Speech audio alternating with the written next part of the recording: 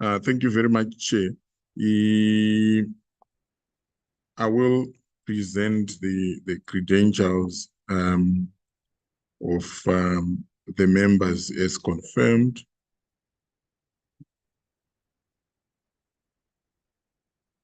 We have Honorable Chair, yourself present. From Malawi, we have Honorable Vice Chair, Honorable Aratraka Sophie. From Madagascar, we have present Honorable Pedro Sebastião from Angola, who is attending virtually. We have Honorable Lipetre Oliseri from Botswana. We have Honorable Francois Ndokwa Bemba from DRC. We have Senator Isaac Magagula from Eswatini. We have Honorable Richard Labrosa from Seychelles. We have Honorable Selemani Zedi from Tanzania. We have Honorable Victor Lumai from Zambia. And we have Honorable Tendai Nyabani from Zimbabwe. Chair, this means we have 10 of the 13 member parliaments represented. We have apologies received from 10 of the 15 rather. We have apologies received from Lesotho, from South Africa, and Namibia, Mauritius, and Mozambique are yet to constitute their parliaments since the last elections. Chair, this is to confirm that we have a quorum and the meeting can proceed.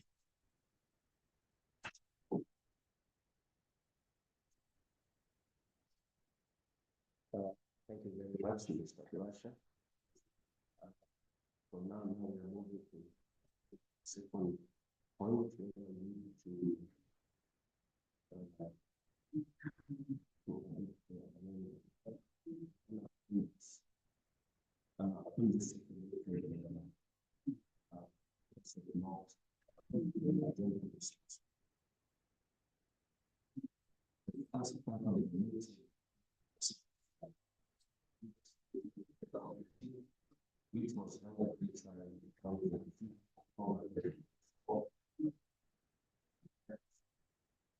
we'll go into the second part of the meeting where we will have the resource person who will take us through the presentation on the development of the SADC model law on prison oversight for the rest of the day. So I hope everyone went through the concept note which contains the agenda, and I'm asking if there are any proposals to amend the agenda or we take it as it is.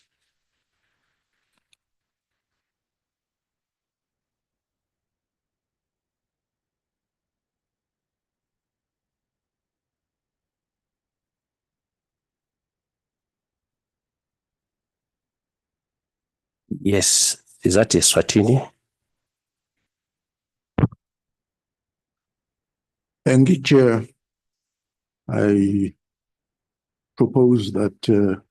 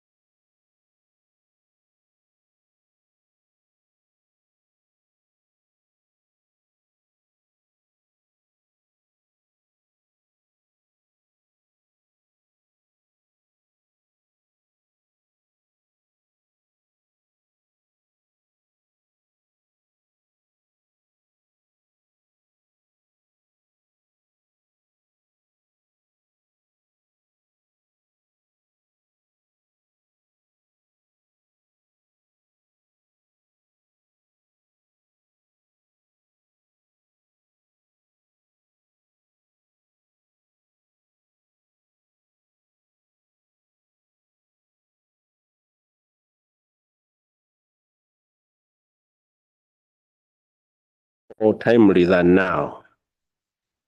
The statistics are sobering, showing that SADC's total prison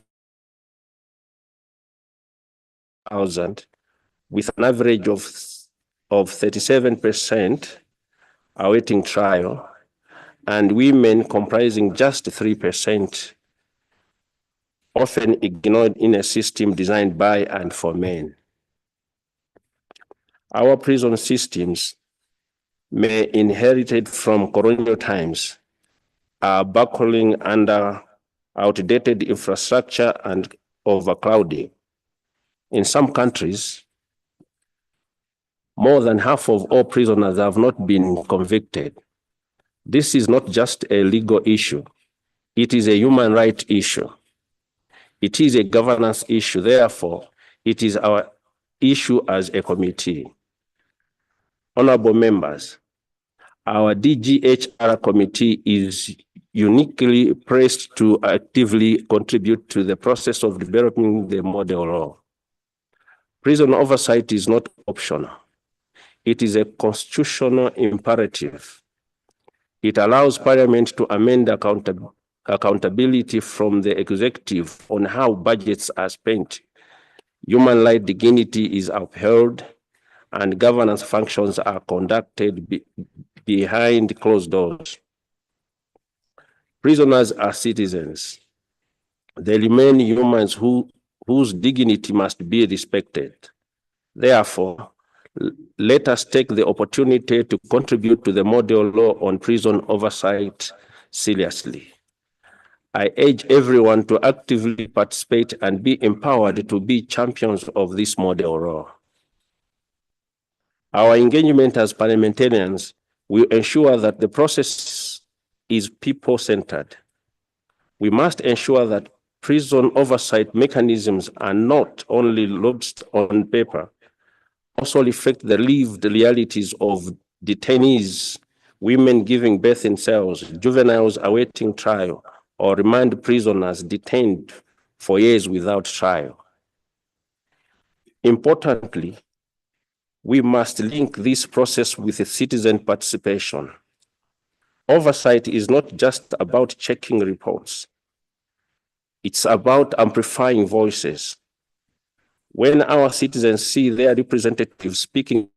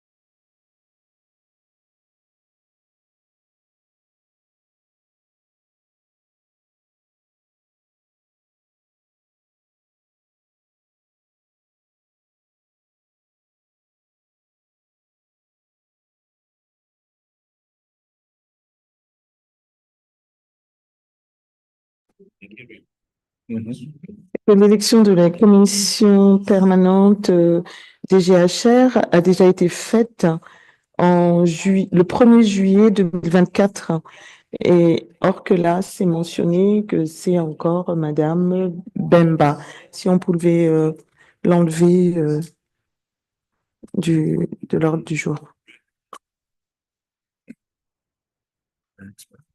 Merci. Thank you, Chair. And thank you, Vice Chair, for raising that.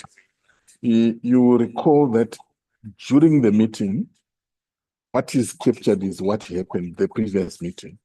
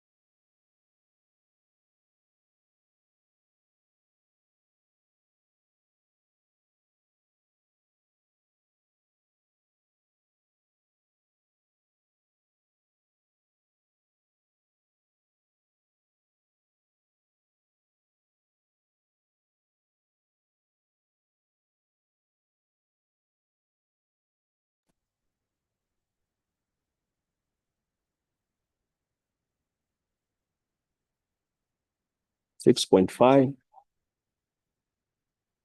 Strategy for combating the spread of disinformation and propaganda on social media.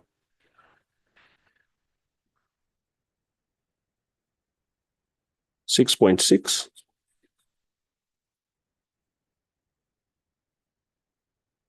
How can electoral systems and political processes be reformed? 6.6.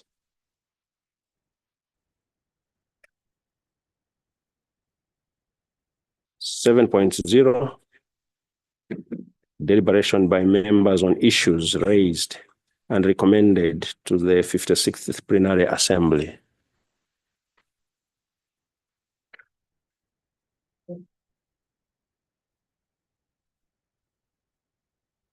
Eight point zero, closing remarks and adjournment. That marks the end of our going through of our previous minutes. If there are no amendments or corrections, then I call for a proposer. Zimbabwe is proposing, and I call for a seconder. Eswatini is seconding.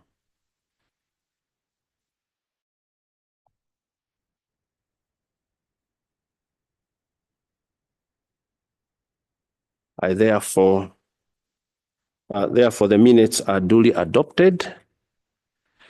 Thank you, honorable members. Then we go to matters arising. Honorable members, in considering this agenda item, I will ask the committee secretary to take us through the action taken matrix, which contains the key updates on the previous resolutions.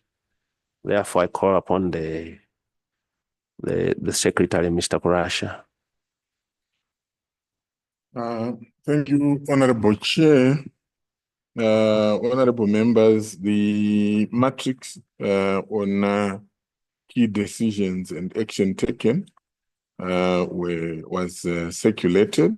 I am trying to share it on the screen all the same for the benefit of members, for us to be able to follow.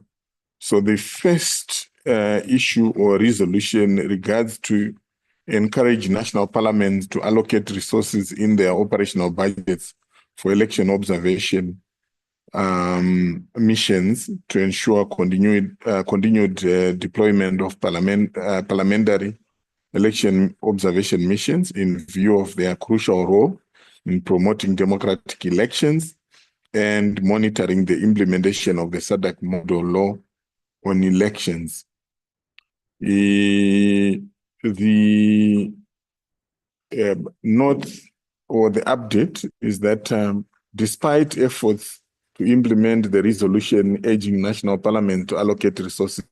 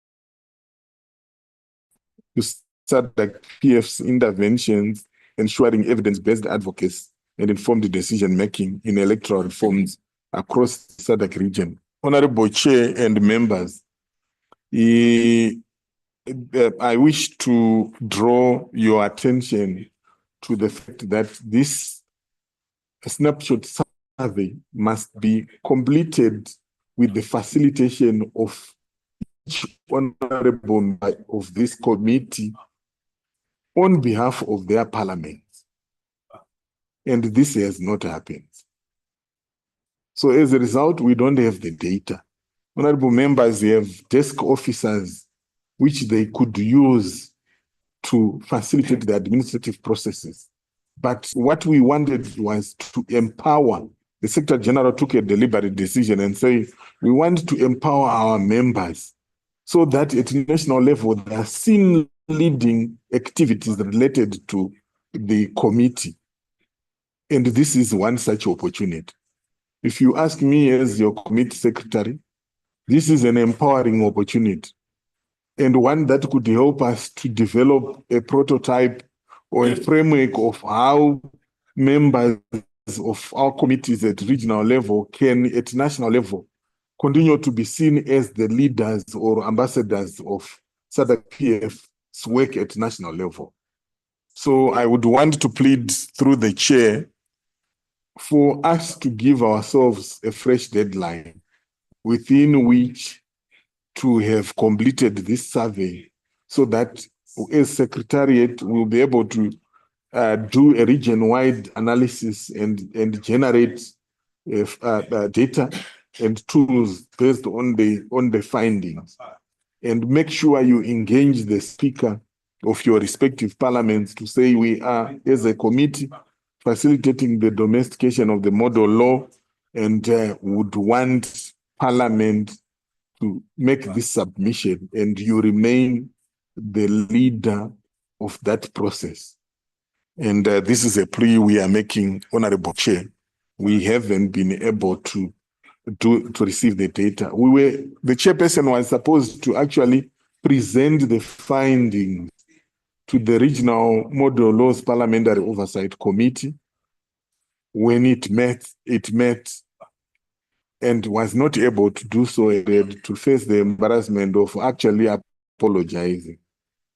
And maybe better late than never.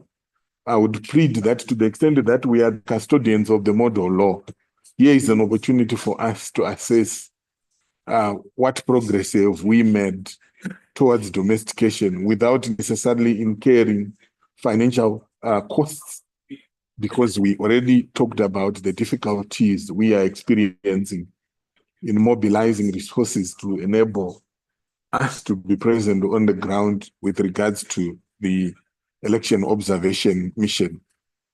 The fourth submission or update relates to call for promotion of peace building and conflict prevention and resolution efforts in member states by national parliaments, leveraging their role as infrastructures for peace.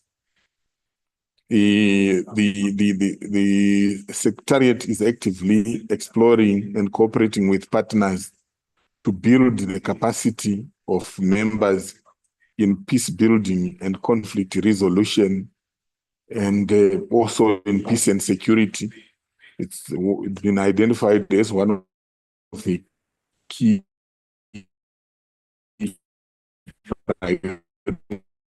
areas that we need to make sure that we have adequate resources.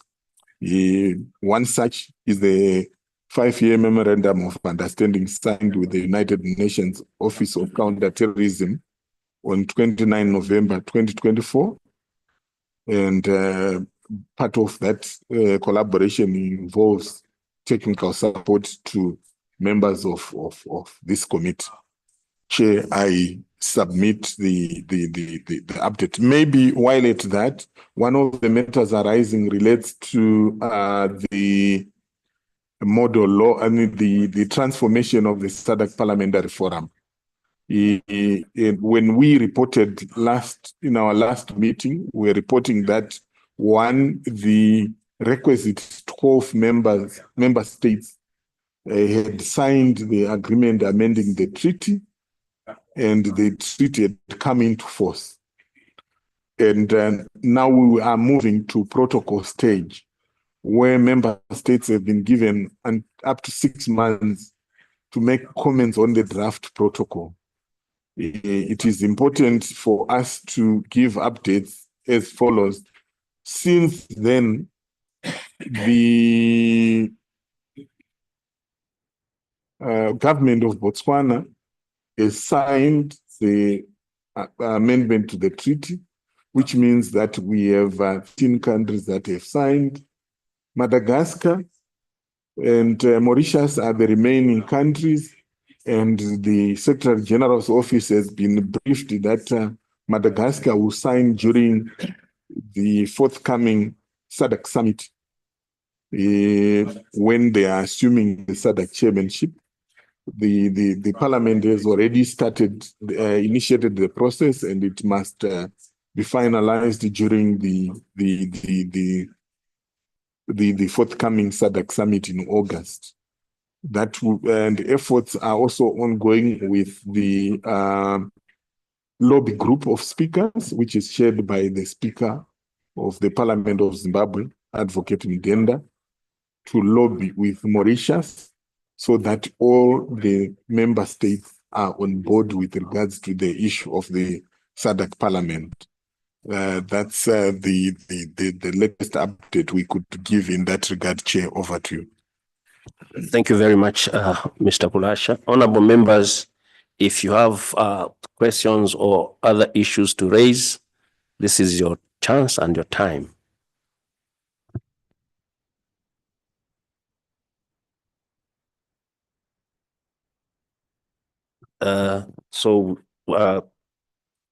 What will follow, we should follow we'll start with the first issue, those who can have comments or questions on the first issue. Yes, Eswatini. Thank you, Mr. Chairman. I register appreciation to your desk through the committee clerk, who has helped us a lot by compiling that document as to where we are, where we might want to be. It's not a question, maybe a comment, Mr. Chairman. It looks like, that's my understanding of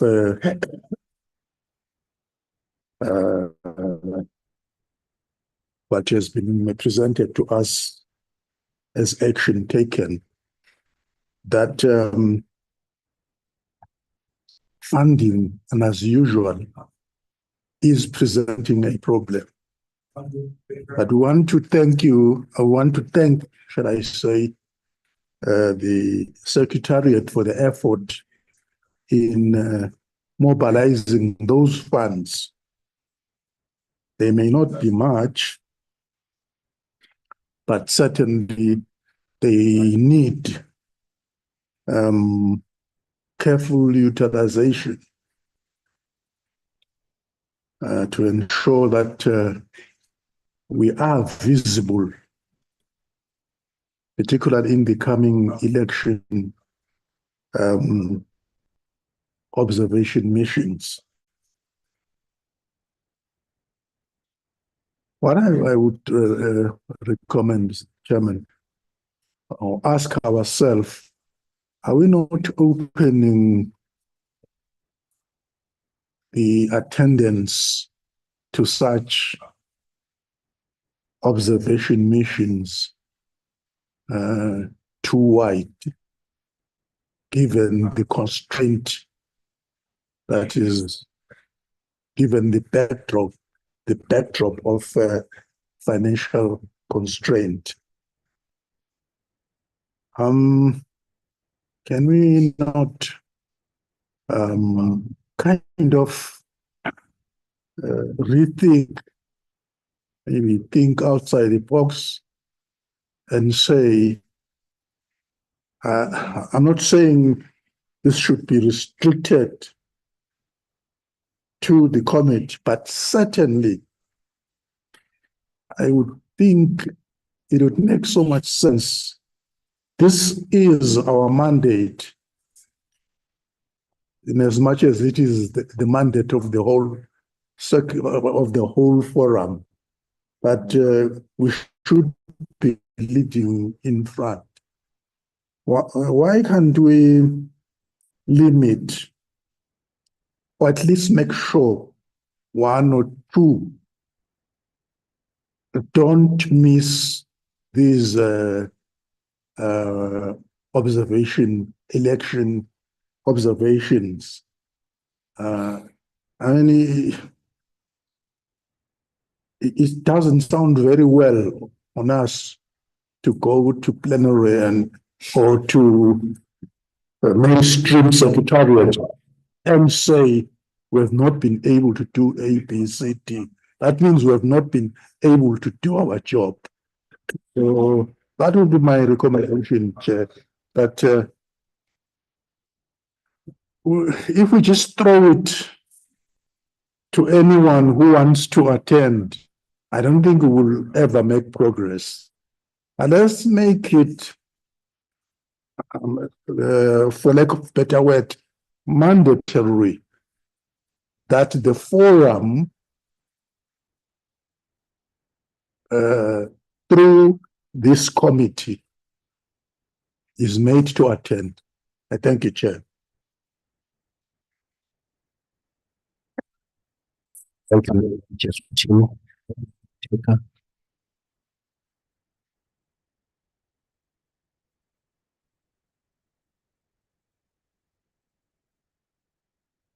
Thank you, Mr. Chairman.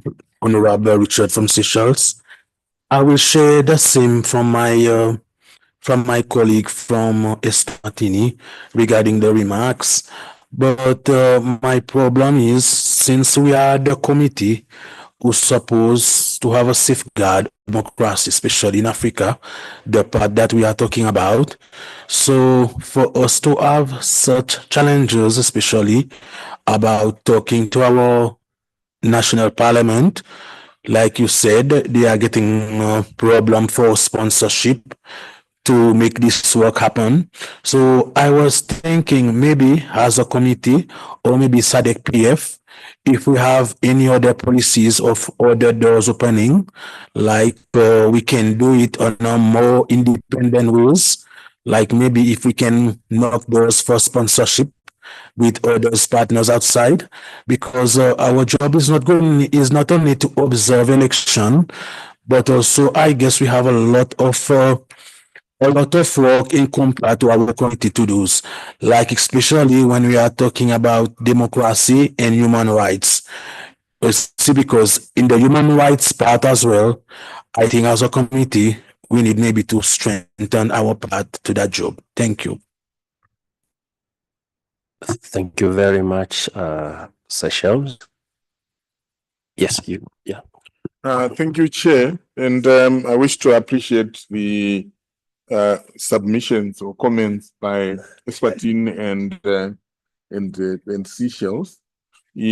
Just to intimate the members, and I think this is important because you are the go-to committee if people want to understand why we have not made progress with regards to election observation. And as a result, it is important for us to give you the information that you need, so that when you, for instance, advise the speakers of your parliament, you do so from an informed perspective. So the current arrangement where parliament, there is a resolution to say parliament must shoulder the responsibility to finance election observation, arises from the fact that there is decreasing donor interest in financing election observation. Honorable members will recall that in the past, we had grants that would run for years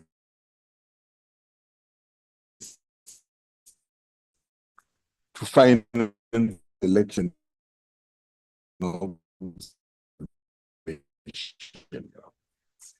and countries that donors would want to finance if at all there is financing.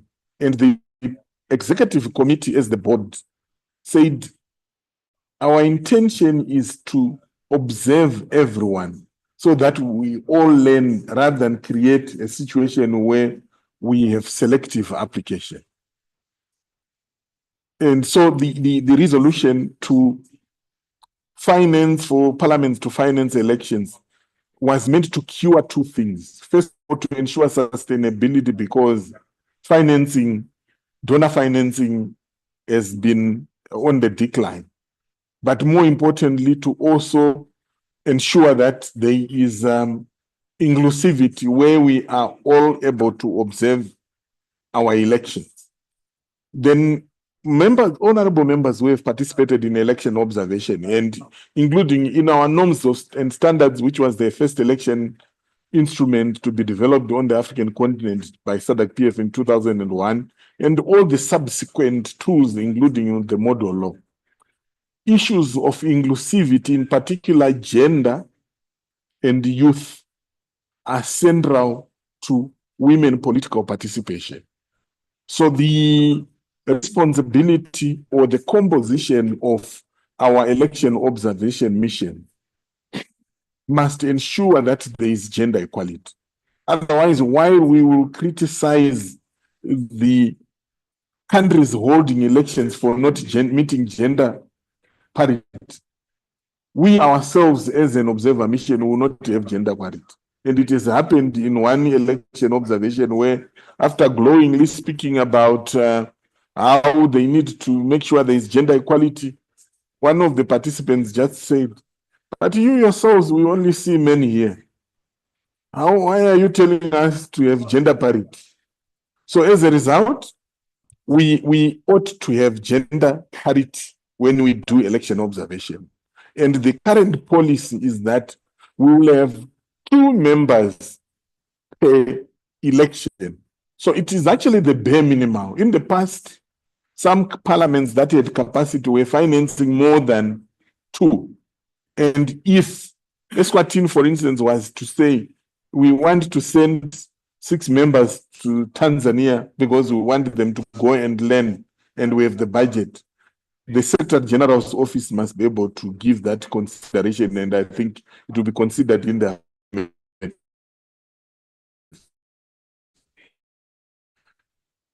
but we have not been able to mobilize resources from Parliament. Another point I wish to highlight, and Honorable Magagula, you will recall this even at the point when you were treasurer of the forum, to say the executive committee recommended to the plenary assembly the same point, to say, why don't we, because in any event, sometimes you find members being seconded to SADC observer missions. Why don't we use those resources, because those are national resources, to put towards the participation of our own members under the SADC-PF observer missions? Until now, that has still not happened. And what this does is that, like in the 3 countries that will have elections, the Secretariat through the SG will write to those countries, say, please send us invitations. They will send us invitations. We do everything that is required, including register our observers.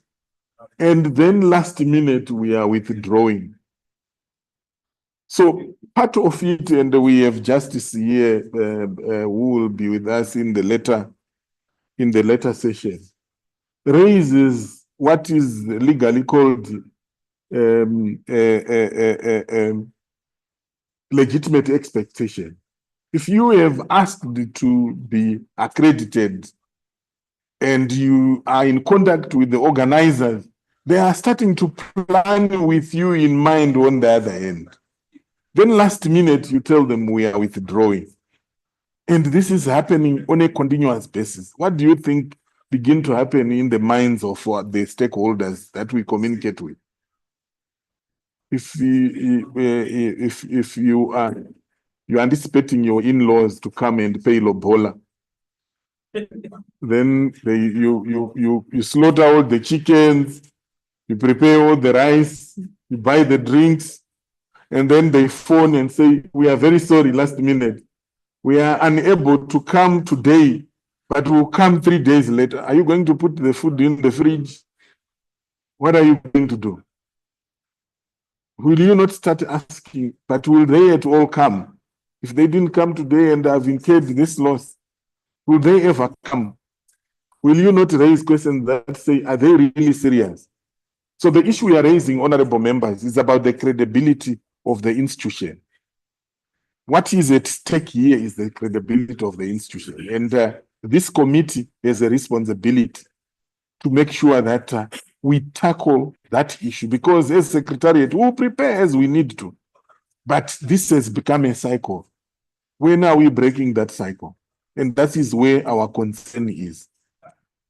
And as I said, Chair, I need to brief the committee so that you are in the know. When these matters arise, you are able to speak eloquently about them. We really are stuck with the issue of election observation missions. Where we have secured resources, as Honorable Magagula mentioned, is regarding the domestication of the model law, which is like a branch of an entire tree of what we want to cover. So we'll do that, we'll deal with that branch, but we must not forget that there is an entire tree that needs to be addressed. That takes me to the second point raised by Honorable Labros, where he says we need to knock on the doors for sponsorship, which is precisely what we have done with the 1.4 million euro that we have secured from ADA through GIZ.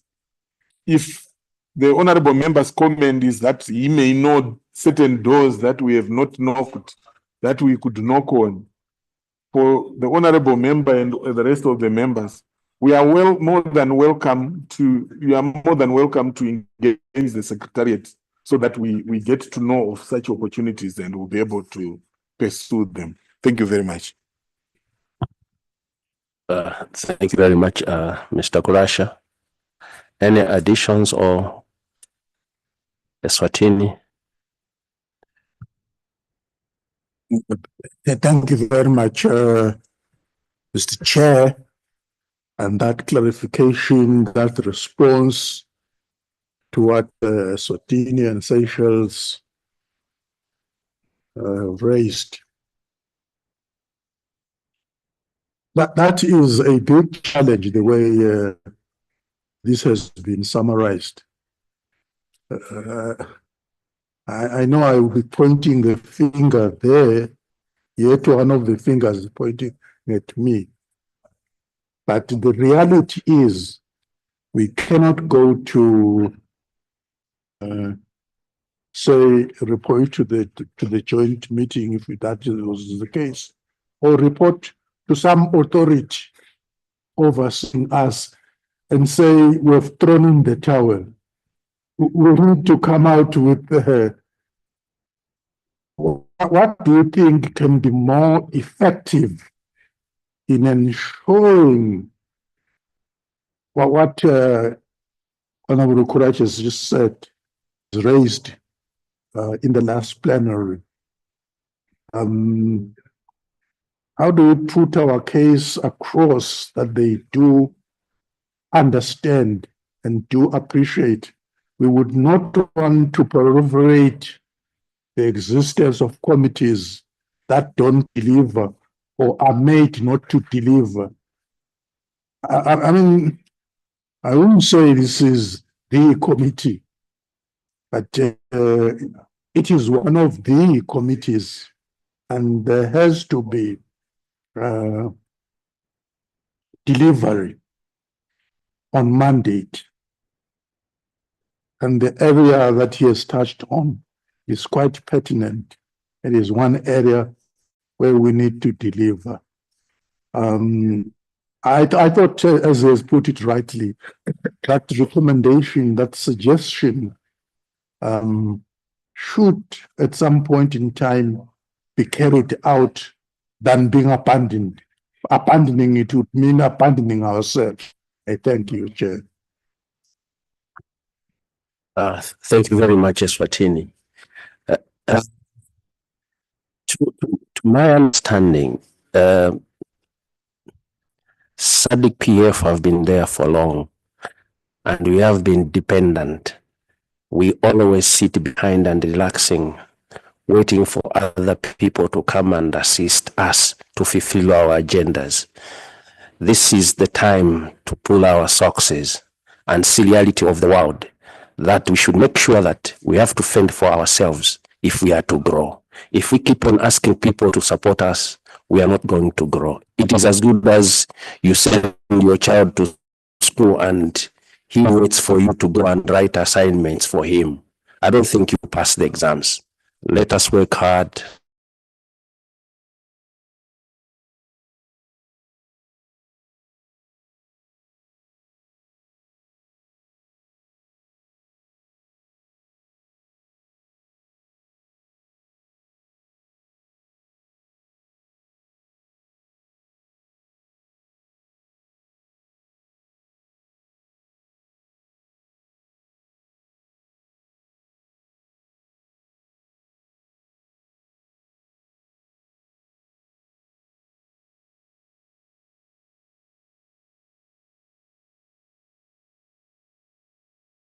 SG, are you able to hear us?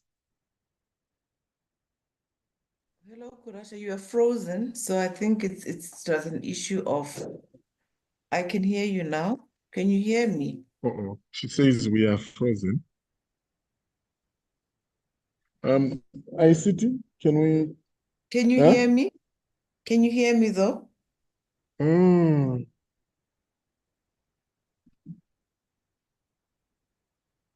It's okay, proceed, Kurasha. I think that there are issues with bandwidth on your end. Proceed. I'll have another opportunity next time. Thank you.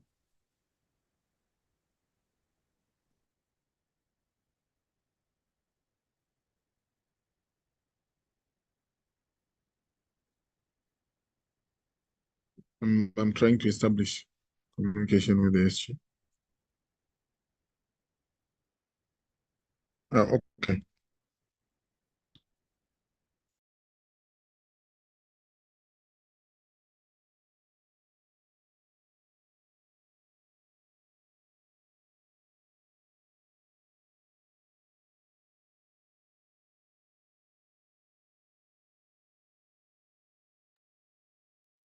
I think we have concluded first part of our meeting, and we'll have a very short break because we are running short of time because of the interruptions we are having. So we're going for a very short break. We should be back, I think, by around 11.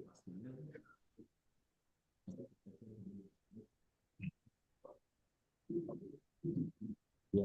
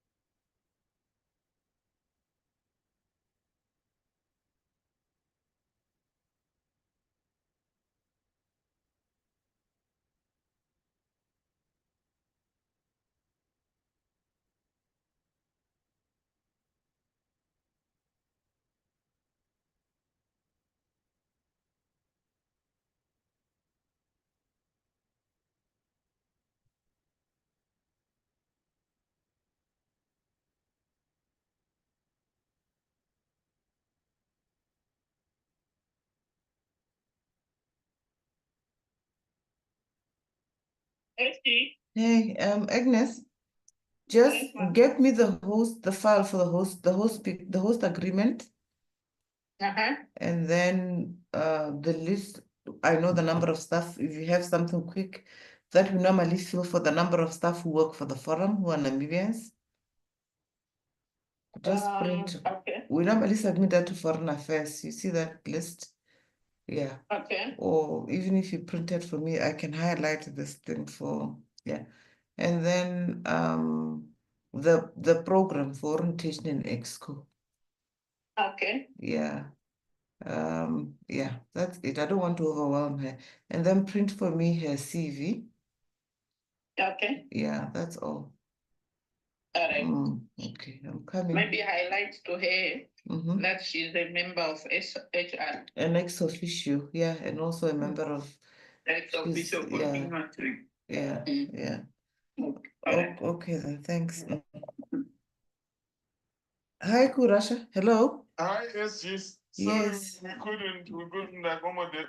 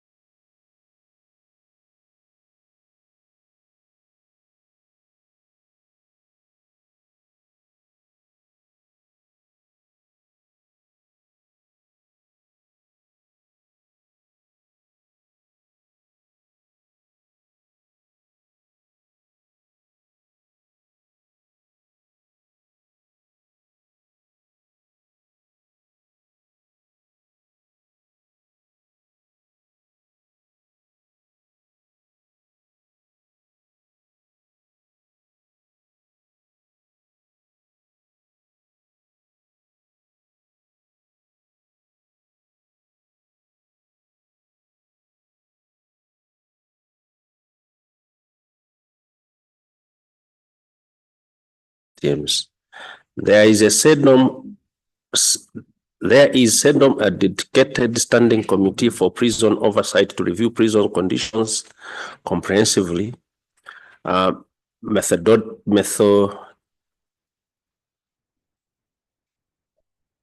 methodically and historically. Parliaments, as protectors of democracy and rights, must address prison oversight through a direct approach that will consistently confer a platform to MPs to seek accountability on prison governance.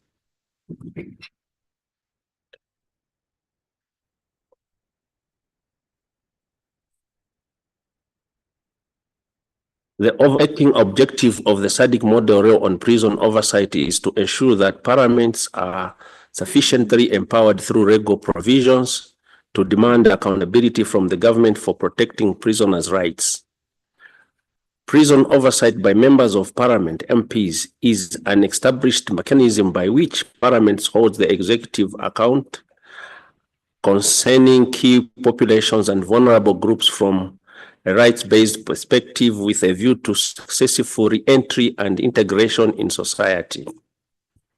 The International Human Rights Framework requires states to report on measures taken to comply with human rights standards to the various treaty monitoring bodies, be that at the international or regional level. The international and regional human rights framework has also drawn attention to subgroups within prison population that are afforded special treatment, such as women, children, infants imprisoned with their mothers.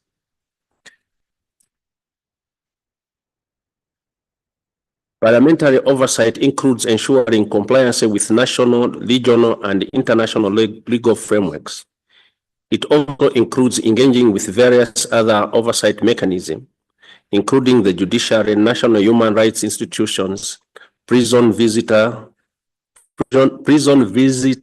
bodies, and civil societies. It is important that prison visiting or monitoring mechanisms do not function in isolation if the intention is to improve transparency and accountability. The SADC model on prison oversight to seek guidance SADC member states in developing policies and laws that support effective, efficient, and accountability prison oversight and provide a yardstick for legislators on best practices in prison oversight. The law will further support the implementation of the SADC PF initiatives related to prisoners, such as the minimum standards for the protection of the sexual and reproductive health of key population in the SADC region. Our discussion will focus on prisons and the role that members of parliament can play in promoting and strengthening compliance with domestic, regional, and international standards. There are other places where people are also deprived of their liberty, such as police holding cells and immigration repatriation centers. However, these fall outside the scope of this meeting. Recognizing the range of issues involved in parliamentary oversight of prisons and its intersections with the work of all the SADC PF standing committees, our meetings this week are vital to ensure thorough discussions that will guide the development of the model law. The meeting will be facilitated by the Southern African Litigation Center and Dola Omar Institute with input from resource persons from across the region. An exhibition in the foyer highlights conditions in detention and brings home the need for effective parliamentary oversight over prisons. We urge members to take the time to visit the exhibition and read the information in the QR codes provided. Feel free to also engage the various resource persons if you have any question regarding prison oversight. Honorable members, We are now going to ask our secretariat to give out the bio of our resource persons. I therefore hand it to Mr. Kulasha. Thank you. Thank you very much, Chair, for the remarks and also for the opportunity. I have the honor of requesting a colleague, Chikondi, to introduce our resource person. Chikondi, over to you.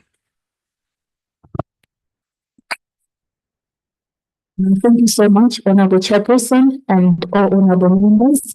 My name is Chikondi Chijoze. I lead the criminal justice program at Southern Africa Education Center, but I'm also the chairperson of the Malawi Human Rights Commission.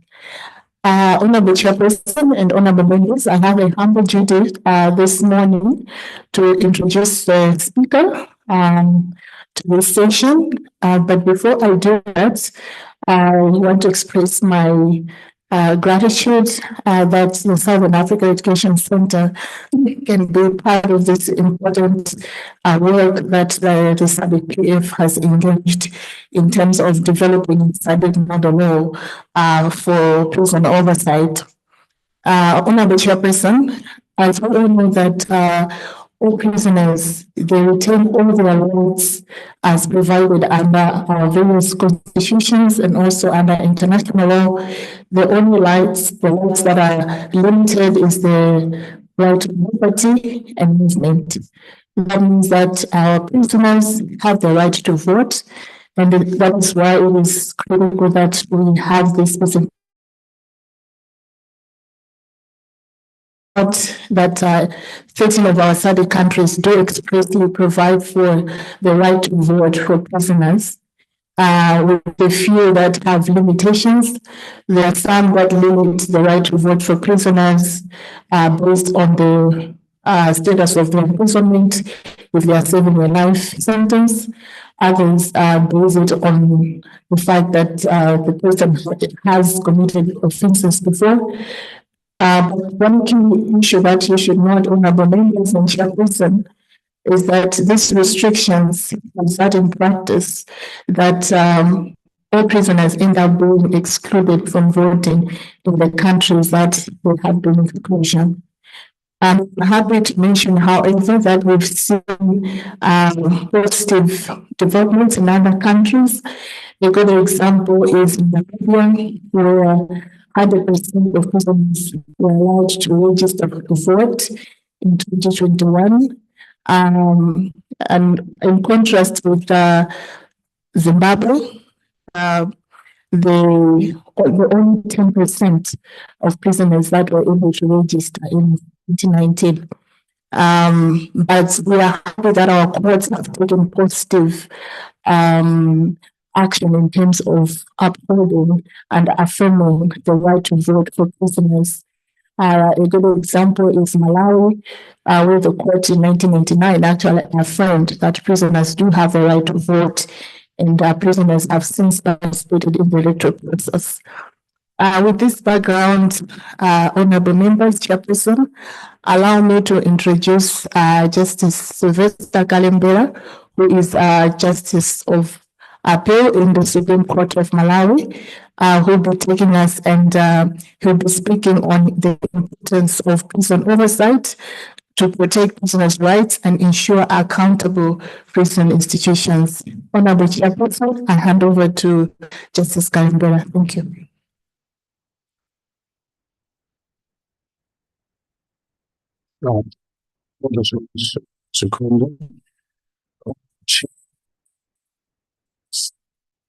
First, let me convey my gratitude for having been granted this opportunity to share with you the little I know. The little I know about prison oversight, having been a chair of the prison inspectorate in Malawi and a member of the same for some time. I have made this presentation called Strengthening Prison Oversight in the SADC region. It is a an honor for me. I'm used to people appearing before me, but today I appear before you, and it is a great honor for me. And considering that I'm appearing before the SADC Parliamentary Forum. Now, I start my presentation by quoting a great statesman of Africa, Nelson Mandela, who said, and I quote, "It is said that no one truly knows a nation until one has been inside its jails. A nation should not be judged by how it treats its highest citizens, but by its lowest ones." End of quote. When we go into our prisons, when we find time to visit our prisons, we'll agree with the observation by Nelson Mandela, because most of our countries will fail in that respect, because we do not treat our prisoners well. As I sat in this room, I felt very cold. And I heard some honorable members also complaining that it's quite cold in this room. And I thought to myself that if you're in prison, you don't have that liberty. If it is hot, it is hot. If it is cold, it is cold. But here we are, as free citizens, we have the liberty to complain, to share our thoughts about the weather, about everything. So it is very important that as we develop this model law, we must always take into account what our prisoners are really facing in our prisons. To the action, I'm saying prison oversight is a fundamental component of human rights protection. In other words, if there is no prison oversight, there is no way the human rights of our prisoners can be protected and upheld. We are aware, of course, that incarceration removes the right to liberty, but it does not strip individuals of their inherent human dignity and other rights. In other words, apart from being denied the freedom to roam around, prisoners are still human beings and are still entitled to their human rights, just like any other free citizen. Unfortunately, many SADC prisons fall short in this regard. I have visited prisons in Mozambique, South Africa, Zimbabwe, and of course Malawi. And I've seen the similarity in the way we treat our prisoners, not in the right manner. We treat them as if they are no longer human beings. So it is very unfortunate, and it is important that as SADC-PF, you decided that you need to develop a model law, which I hope will provide a framework to rectify these gaps by empowering parliaments to actively monitor and enforce prison standards. If I take the example of my country, no one wants to visit a prison unless if there is your relation there and you have got no choice. But as parliamentarians, it is our duty, not only through appropriation of funds, but I think we must, as committees or maybe as individuals, make time to visit the prisons in our respective jurisdictions and then to inform our work as a committee of democratization, governance, and human rights. I'll give an example. When I used to appear before parliamentary committees as chair of the Prison Inspectorate, I used to insist to the parliamentarians that you must find time to visit the prisons. That's the only time you can understand what really goes on in prison. And even when we made reports to Parliament of our inspections, I remember must have been 2004 or 2005. Parliamentarians disputing our report and making comments as do they think prisons are hotels? 3 meals. Why should we provide 3 meals to prisoners? They are not in a hotel. They're in prison. Sadly, a few years later, the speaker who was presiding over that session ended up in prison. And in one of my inspections, I found him in prison. And unfortunately, he had the audacity to tell me that you come to prison, you talk to us, you write reports, nothing happens. I didn't want to tell him outright that, but you presided over a session where you trust our report. I just said, no, my duty is to gather whatever information I can and then present my report before Parliament. The power rests with Parliament to change what happens in our prisons. And honorable members, honorable chair, I'd like to repeat the same.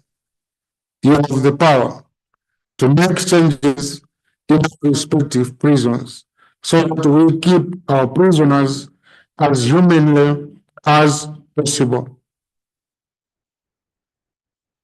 What then is prison oversight? Oversight refers to the supervisory role played to ensure accountability and transparency.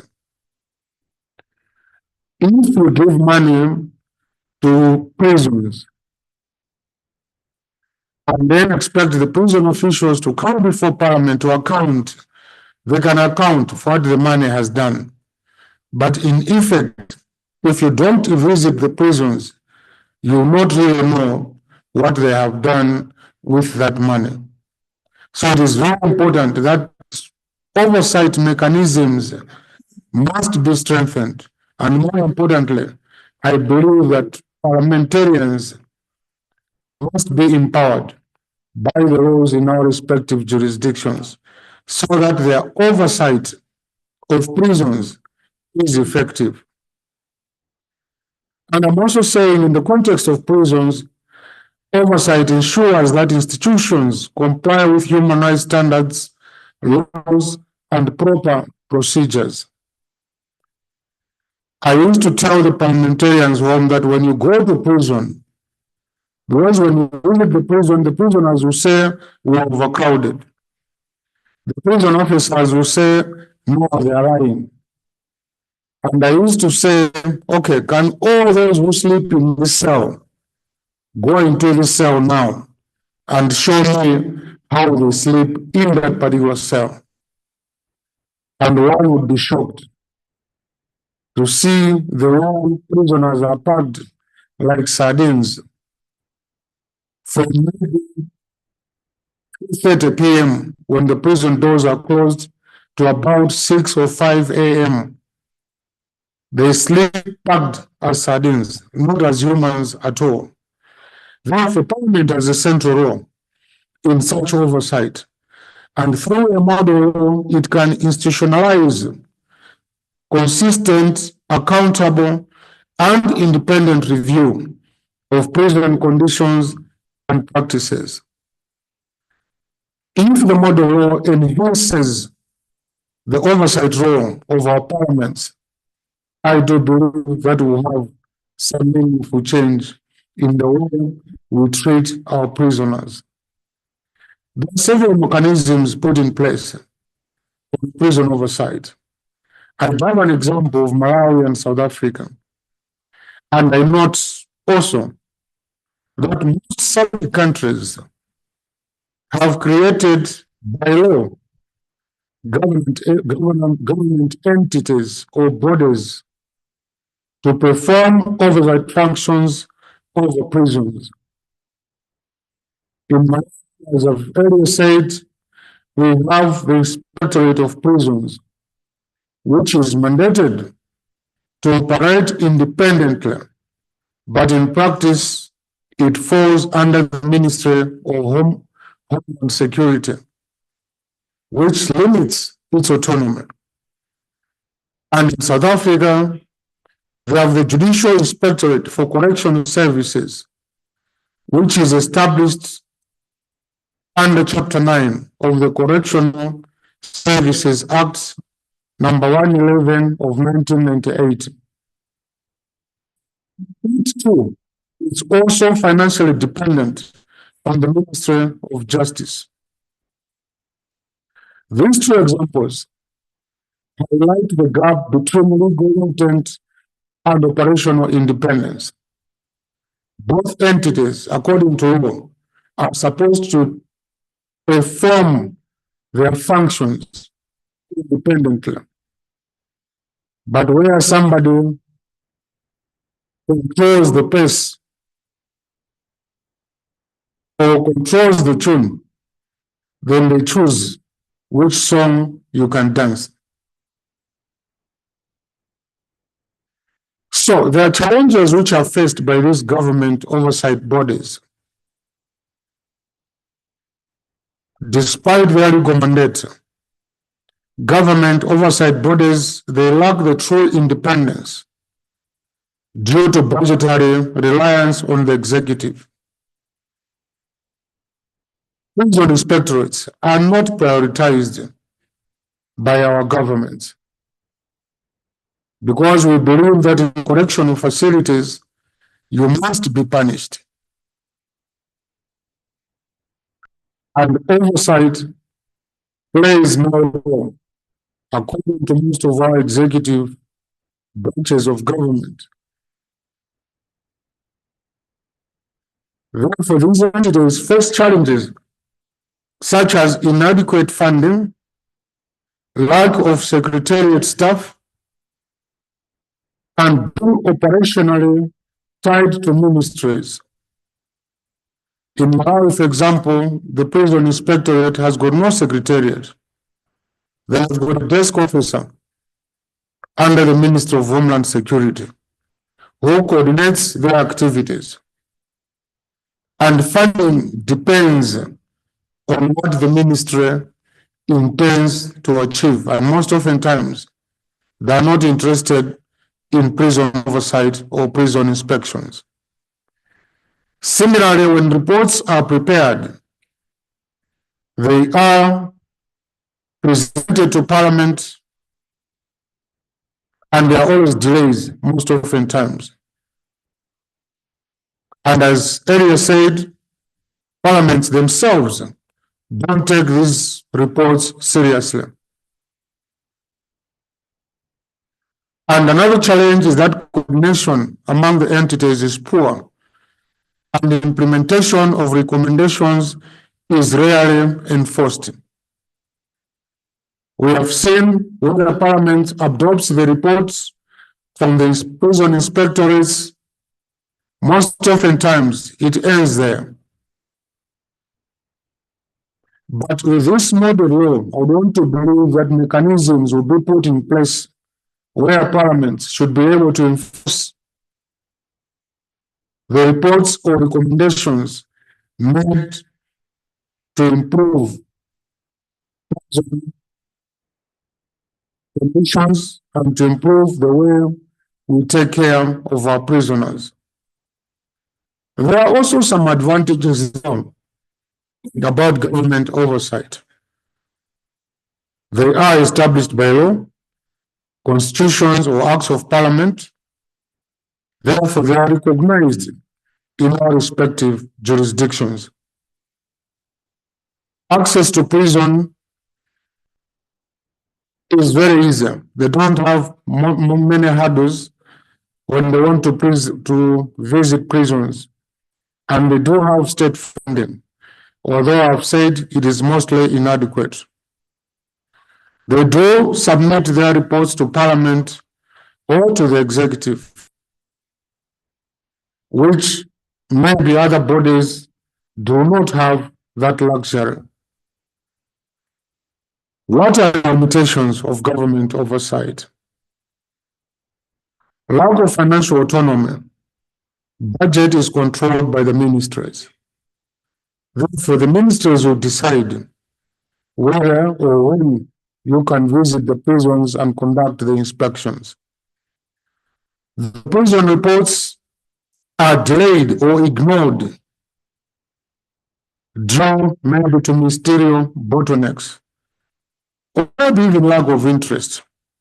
As the example I gave about Malawi, the discussion in Parliament over a prison inspectorate report, it showed that the members of Parliament were not interested in the recommendations in that particular report.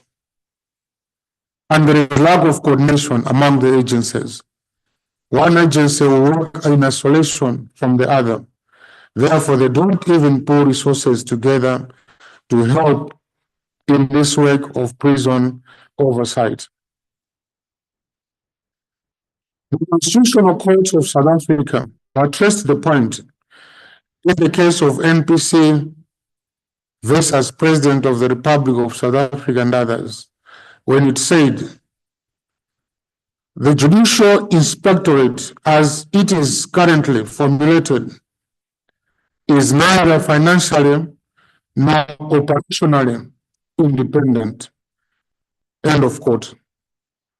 And this applies in most of our jurisdictions. What then is the role of national human rights institutions? The key role is that they are mandated to oversee human rights, including in prisons and places of detention. They can visit prisons, like in Malawi, they have free access to visit prisons or even police cells where they can conduct their inspections.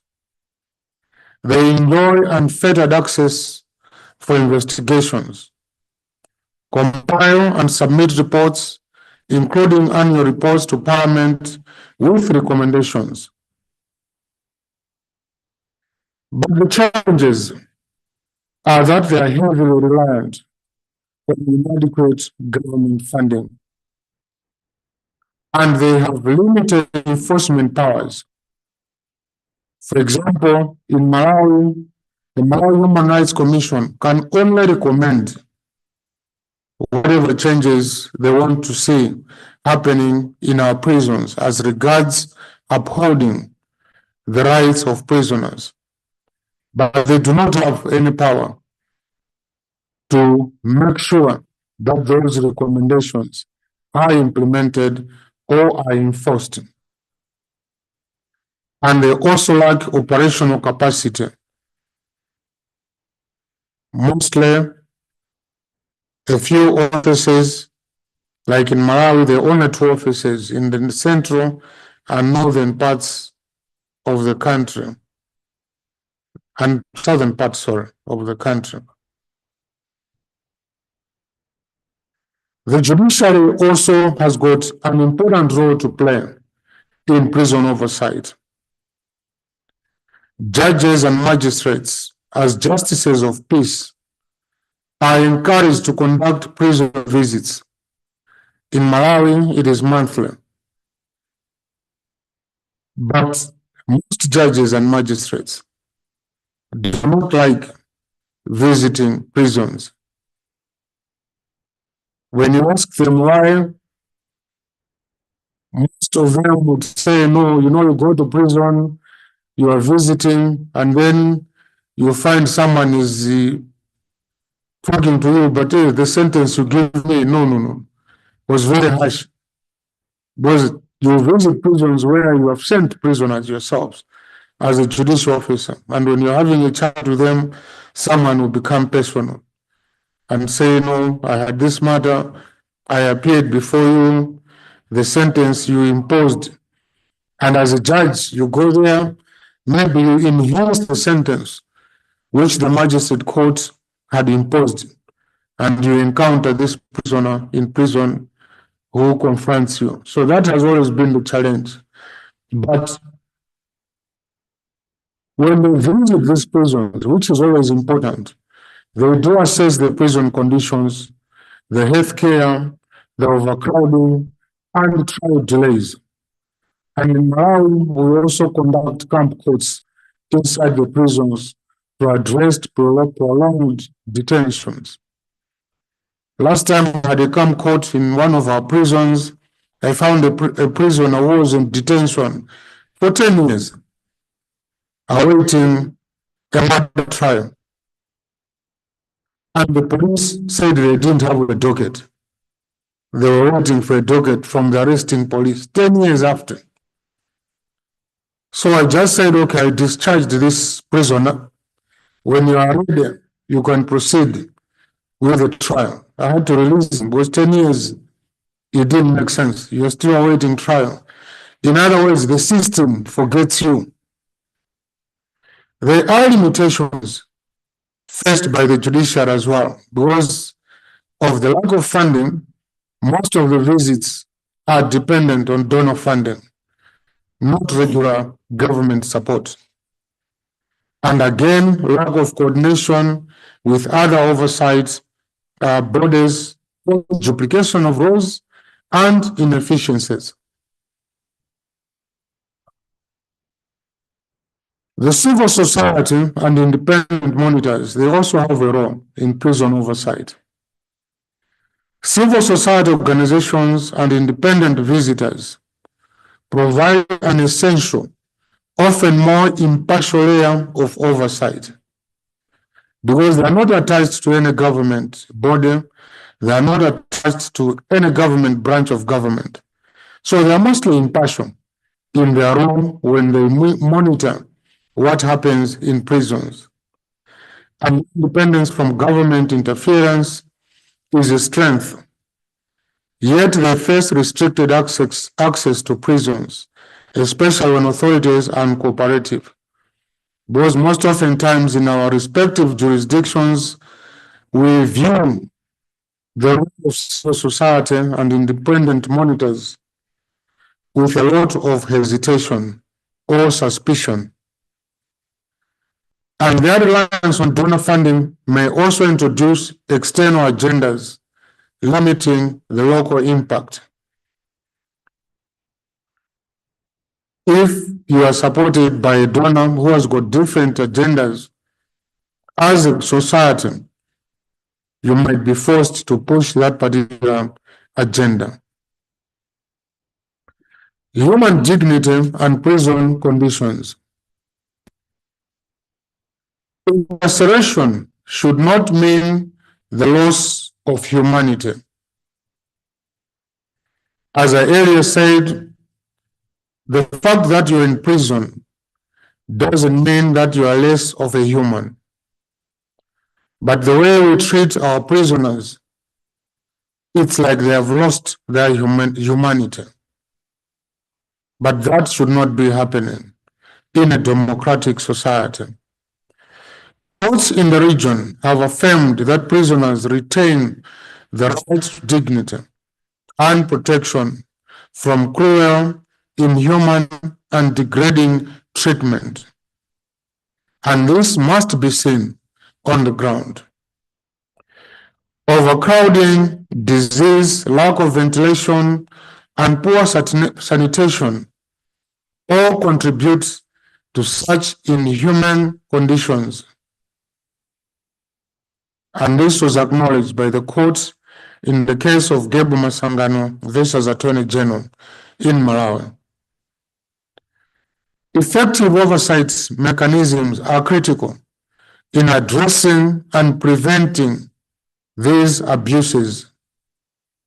Therefore, the importance of this SADC model law on prison oversight. And it has been emphasized in the case of Makwanyane by the Constitutional Court of South Africa that respect for human dignity especially requires the prohibition of cruel, inhuman, and degrading punishment. So the way the conditions in which we keep our prisoners must demonstrate that they still retain their humanity. Ensuring electoral rights for inmates.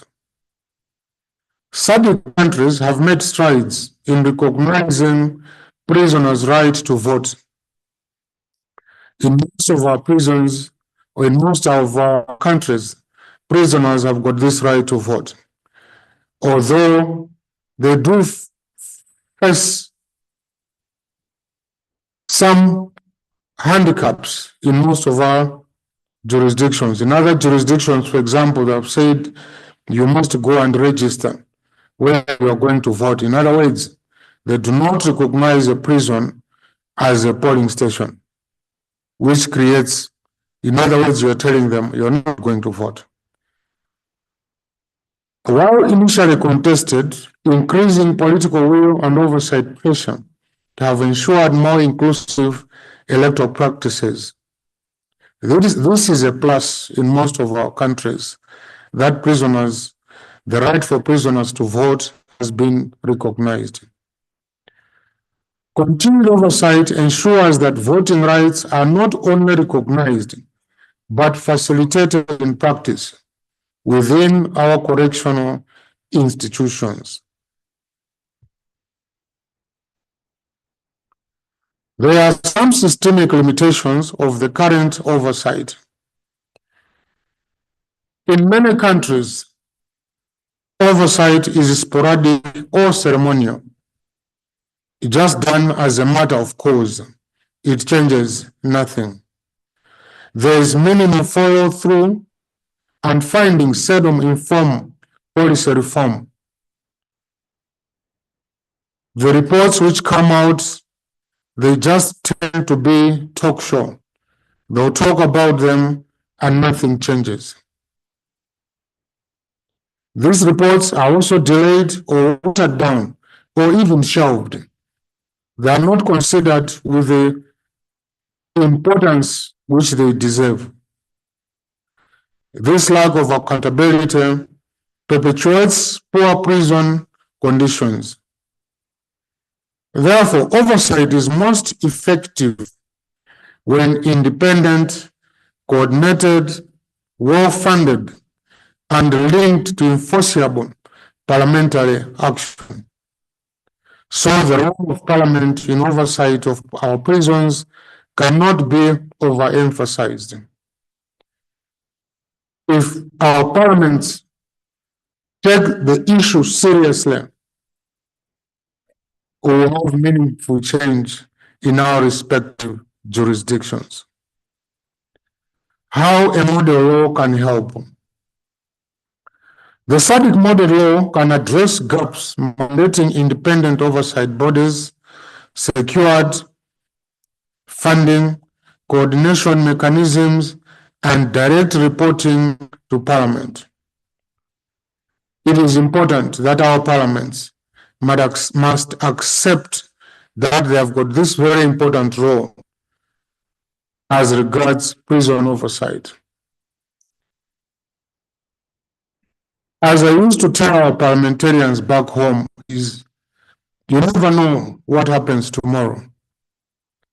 And the example of this former speaker, who is now deceased, of course, I talked about, shows that any one of us can end up in prison. And we should not then, when we're there, lament that I should have done something when I was a member of Parliament. The time is now. Our parliamentarians must take their role to enforce oversight in our prisons and to make sure that there is meaningful change. It is very important. You have the power to do that. So I hope this model law will make sure that it empowers our parliaments to do more as regards prison oversight in our respective jurisdictions. The law further enhances enforceability of recommendations and ensures continuous monitoring. It is important that this must be done. It further sets minimum standards that countries must uphold and strengthening oversight across the board. And it is important that countries must be encouraged to adopt the model law. Empowering Parliament through the model law. Parliament should receive oversight reports directly and act on them through hearings, legislative reform, or budgetary allocations. It is very important that this model law must have provisions regarding the role of Parliament in oversight of our prisons. The model law provides structured pathways for Parliament to demand accountability, compel implementation, and conduct systemic reviews. Therefore, it enhances the authority of Parliament as regards prison oversight. A stronger parliamentary role equals stronger protection of prisoners' rights. Parliament represents the people, and it includes the people in our prisons. Call to action. Must ensure that human rights in prisons.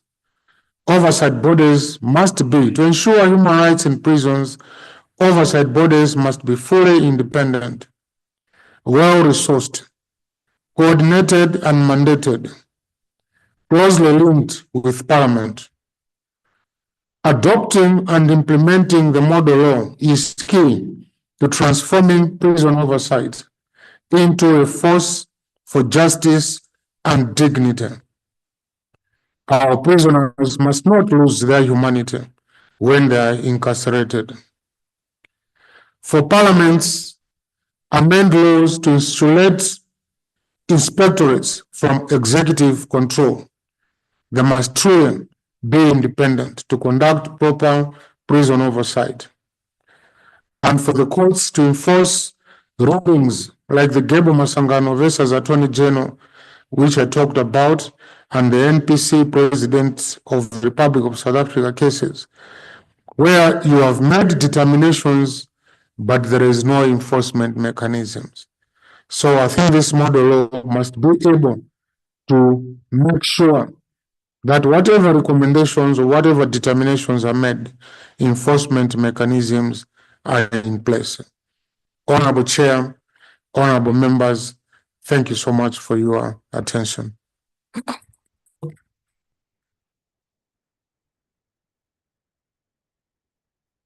Thank you so much, Justice Kanembela, for such an eloquent presentation and for highlighting the key issues that are happening in terms of oversight of the prisons by various oversight bodies, and also the importance of the model law that we are discussing in this meeting.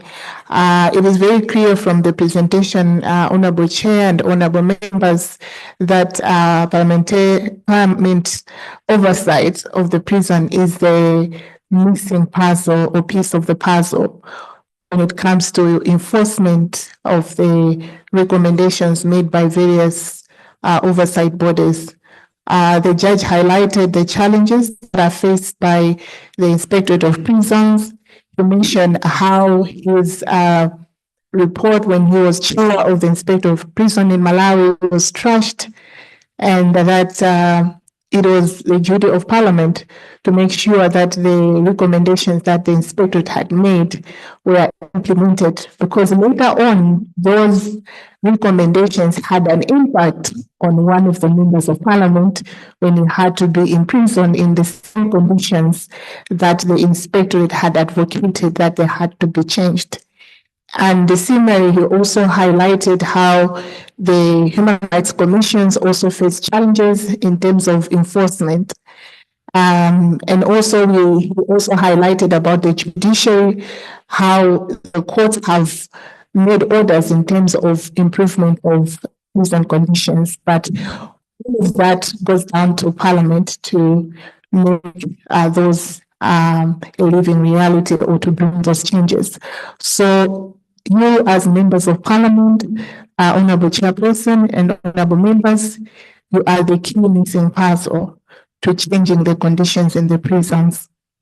And just to bring things into more context, at this point, honorable chair and honorable members, we're just going to show a short video where it's just a commentary of judges from across the region on the importance of oversight of prison. So after the video, I'll hand over to the chairperson to direct the question and answer session. Thank you so much, Honorable Chairperson.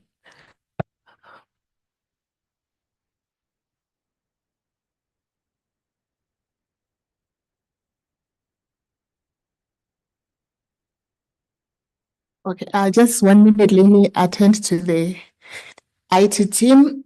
I seem to have challenges with the video.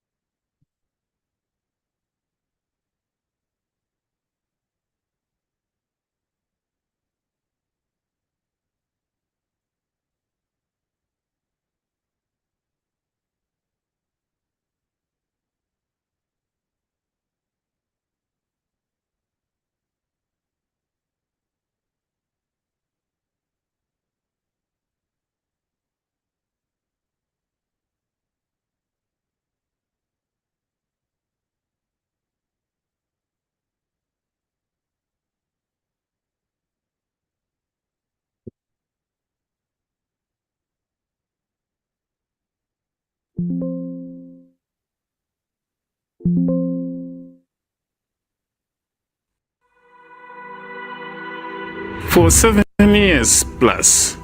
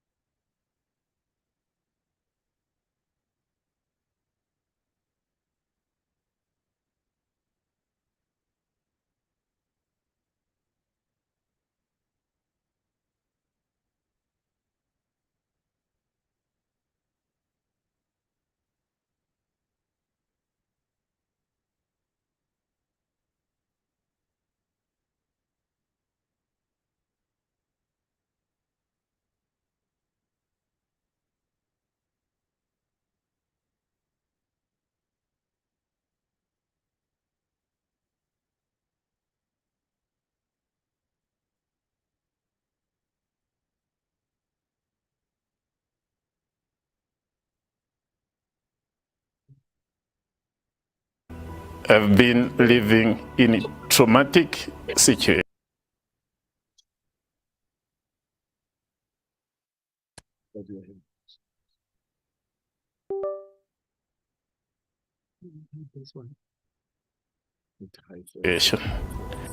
Because if people understand the type of food, the kind of situation that we're putting people in the prison, then they'll understand the need of why we need to take action. We have to have a system, with the policies, procedures that ensures we visit the prisons, because it is fundamental. The fact that we've sentenced them doesn't mean we've ended our duty towards them. We have to go back into those systems, assess how they're living, whether their cases need review or issues have changed, and also just basically ensure that the basic human rights are being upheld. Within the first 2 weeks of his being convicted and he's going into prison, he was denied food because someone wanted to have sex with him. I witnessed people dying on a queue in a prison cell. But unfortunately, before the release order could be issued, the young man died. So that, I think, is one of the cases that has stayed with me for quite a while. That the death penalty does not inhibit capital crimes. That is established with absolute clarity from every bit of empirical evidence over the last 100 years.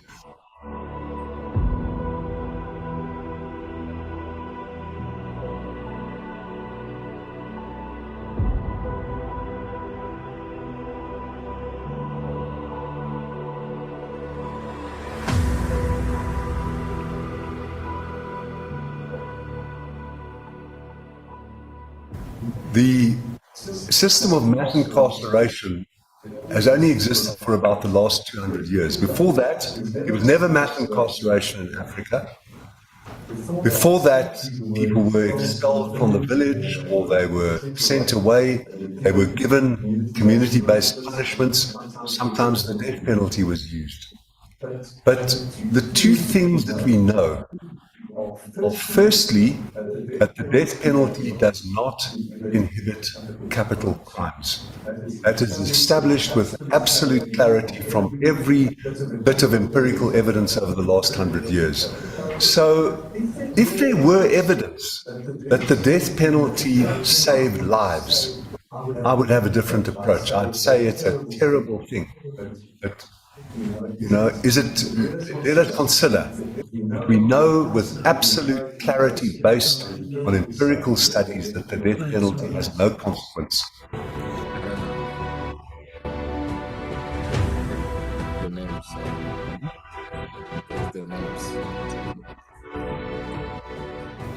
Well, if you look at the judiciary, you look at it as a company. And as a company, its major profit is to see how many people have been convicted. If they are living up to that, because I was checking the population in the prisons yesterday, it's actually at 15,000. So it's actually more than doubled. In terms of the overcrowding rates, yes, the average was about 260, but now we're going to about 270, 275, which is not helping matters. I've had the opportunity to be part of the judiciary for the past 29 or so years. Started off as a magistrate, so went through all the ranks. There are some instances where from other areas there is incarceration for excessively long periods for people who have not yet been tried, who are on remand.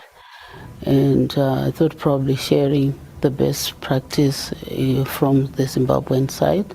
We have an inspectorate team, a system in place for prison visits. Magistrates do it regularly. You can conduct an impromptu, unannounced visit, and you are free to check in every corner, every place to see, and also to interact with the inmates as regards their welfare and their well-being.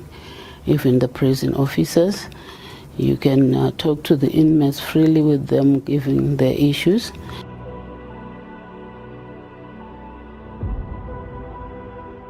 2006, I was arrested and taken into prison on charges of murder. And I stayed there for a period of 7 years and a half without trial.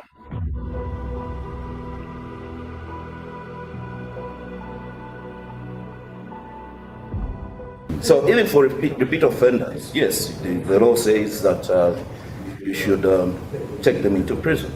But they're repeating or they're reoffending for various other reasons, which I think we need to start interrogating at this point.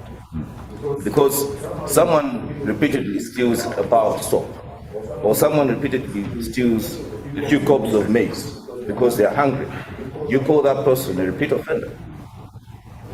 So those are the questions I think we need to ask. The second thing we know, this is more important even for us, is that long sentences do not deter crime. Now in South Africa, when the new democracy came in 1994, Parliament, the governing party, the new democratic elite wanted to be seen to be doing something. And what they did was to increase sentences, to make bail more difficult, to increase the jurisdiction of the lower courts, and radically to increase the number of offences for which the life sentences were possible.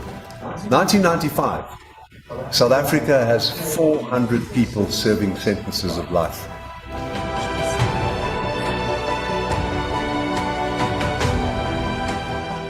We had a decision in Malawi, which was rendered by the Constitutional Court, and which found that the conditions in prisons in Malawi were inhumane, and that the living conditions were a violation of their rights. So following that, we started making efforts as an inspectorate to ensure that the rights of the prisoners are respected.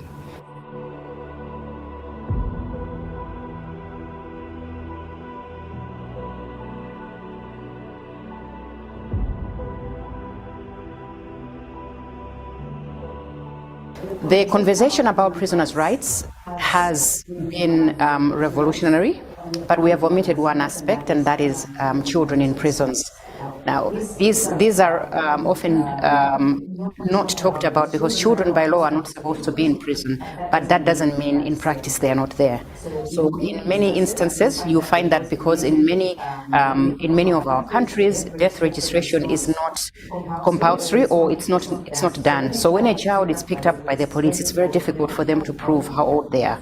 And normally police prosecutors don't want to go through the process of taking a child through a child trial, and so they'll ask the child to say they are over 18 with promises that if you say you're over 18, you'll be out in 20 minutes. But the next thing, the child finds themselves being sentenced as an adult and being sent to adult prisons. Now, we as judges don't deal in the metaphysics of evil, we deal with the practicalities of evil. But there are some people who are so violent that they have to be locked up for the rest of their natural lives. That does occur, it's rare. Having said all of that, having said why I believe in imprisonment, I think that we in Southern Africa do it wrongly, we do it excessively, and we, as I say to South African audiences, we are so busy trying not to drown that we're not learning to swim. And we can learn to swim by reordering our criminal justice system. Why do we have prisons inspectorates? We are morally responsible for the population of prisons, so we must know about it.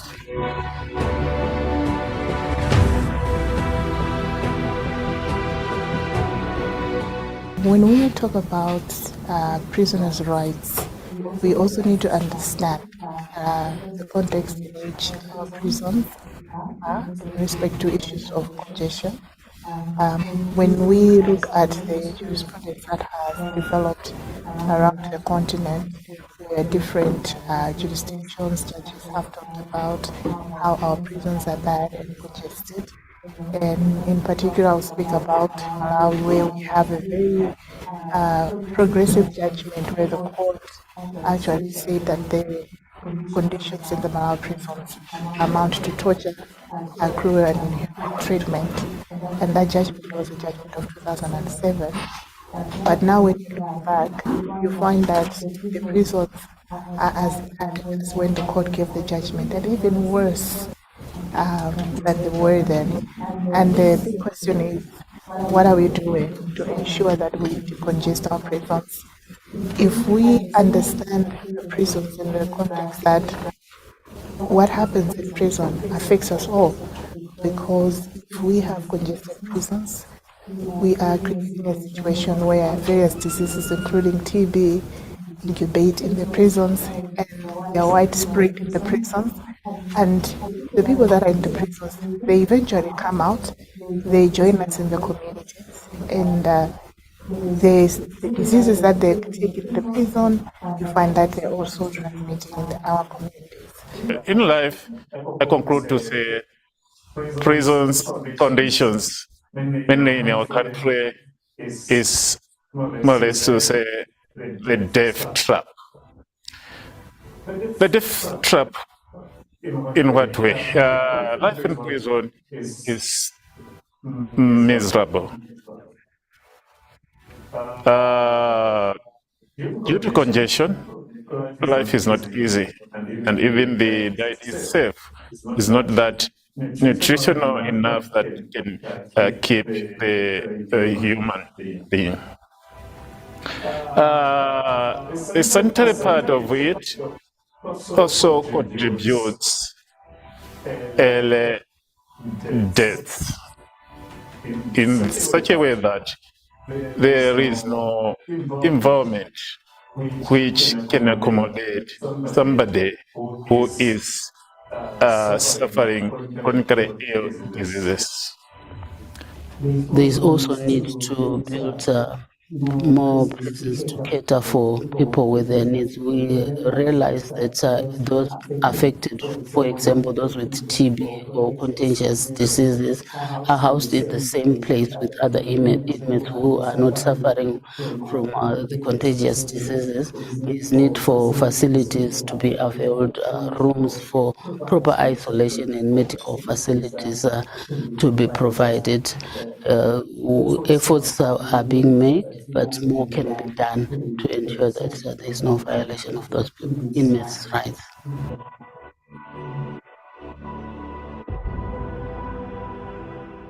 And when I think about prisoner rights and how we as countries, especially in Southern Africa, are doing it, is the inability for us to work holistically. I think you cannot do prisoner rights without taking into consideration the amount of needs that they need because of the fact that they're incarcerated and they're not able to get to those things by themselves. And as such, although judiciaries are the ones who sentence them to those prisons, but the fact is states are the ones who are accountable and responsible for them whilst they're in those prisons. So the right to health, the right to education, the right to sanitary spaces, even the right to clothes, the right to food, are very fundamental for them. And in order for us to ensure that that is done, judiciaries themselves have to ensure that the laws and standards and the policies are being implemented. We have to have a system, or the policies, procedures that ensures we visit the prisons, because it is fundamental. The fact that we've sentenced them doesn't mean we've ended our duty towards them. We have to go back into those systems, assess how they're living, whether their cases need review, or issues have changed, and also just basically ensure that the basic human rights are being upheld. I once found 3 boys in a prison in northern Malawi who had been there for over 9 months. These were students in Form 4, where they write their school leaving exams. They had missed the exams. They were in very congested and terrible conditions. And, I had to constitute as a court right there and then to grant them bail and to order to give them unconditional release. Sometimes you go into prison and you find undocumented prisoners who have overstayed there, and you're like, why are you here? Maybe on a homicide charge or on whatever charge, or they don't even know why they're in prison. And you check with the other agencies, They don't even have a file. They don't have anything. It's like this person was just dumped in prison. So in my time when I used to visit the prisons, I would release such prisoners. And sometimes we also had what we call farm courts, where I would go to prison and set up a court in prison. You would have the state attorneys, you would have the legal aid, you have the NGOs, several stakeholders would be there, and you deal with prisoner by prisoner, and then when, depending on what you find out from, you either release on bail or you discharge that prisoner. Then you have a prisoner who have stayed maybe over 5 years in prison, undocumented, and is appearing before you. Yes, the legal aid is saying we apply for bail, but in that case, to me, bail will not serve a purpose because this person is undocumented. There's no case record.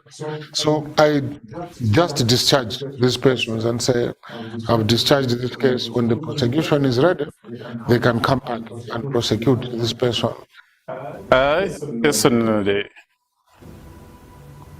affected with the time when I was in prison, and I believe this will affect the entire of my life in such a way that for 7 years plus, I've been living in a traumatic situation.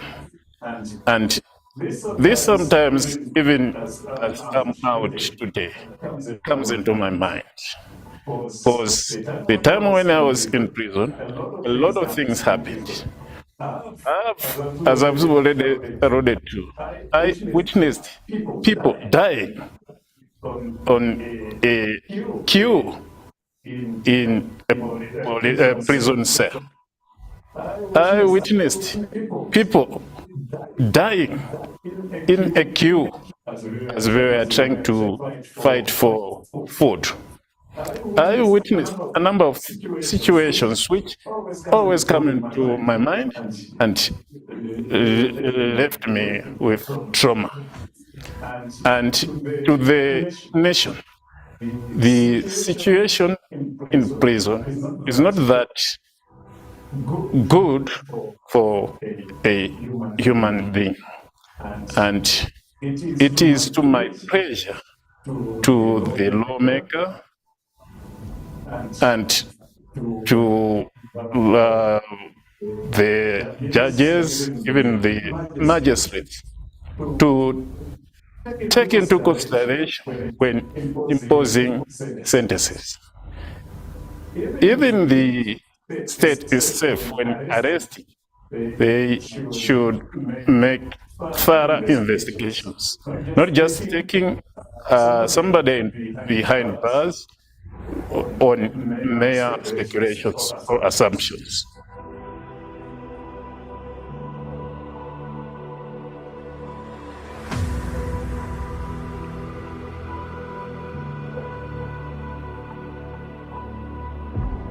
We visited a prison in Lilongwe where we found this young man. This young man had stolen a cell phone and was sentenced to 3 years imprisonment. Within the first 2 weeks of his being convicted and he's going into prison, he was denied food because someone wanted to have sex with him. So he was denied food for 2 weeks, after which he was forced to have sex, and then he was basically raped. So he then contracted AIDS. He was ignored because the treatment was left to his, or rather taking care of his care was left to his fellow inmates, who also grew tired. And at that time, there were also all these apprehensions about HIV. So people were afraid to take care of him. When we went to that prison, I found him in a corner. He was naked. He didn't have any clothes. It was just a blanket covering him, and it was just a small blanket. He was all bones, and basically he was on his dying bed. We did make a recommendation immediately that he should be considered for release, but unfortunately before the release order could be issued, the young man died. So that, I think, is one of the cases that has stayed with me for quite a while. This is also besides now the conditions that the inmates in Malawi sleep in, because literally they have got only a space of 30 centimeters to sleep. So when they lie down, they don't have an opportunity to turn. In some prisons, the prisoners don't even have the space to sleep. So they either sleep while standing or they find a place to sit down. So that is also something that gets stuck with me.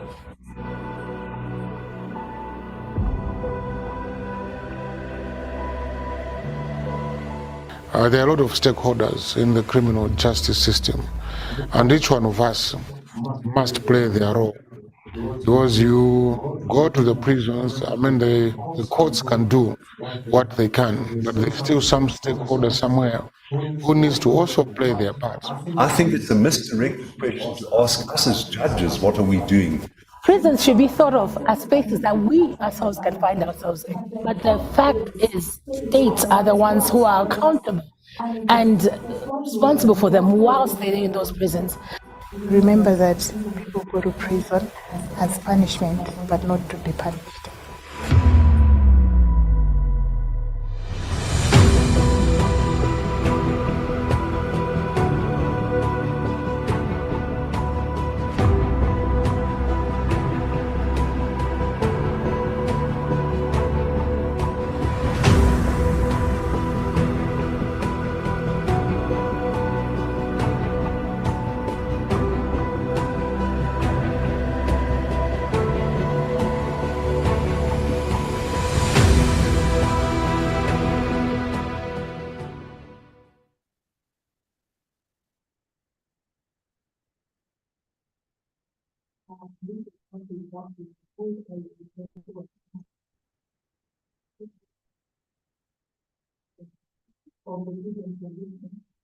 In which you have taken the initiative to go forward with your mandate for oversight so that you can actually bring the change that is needed in our prison conditions.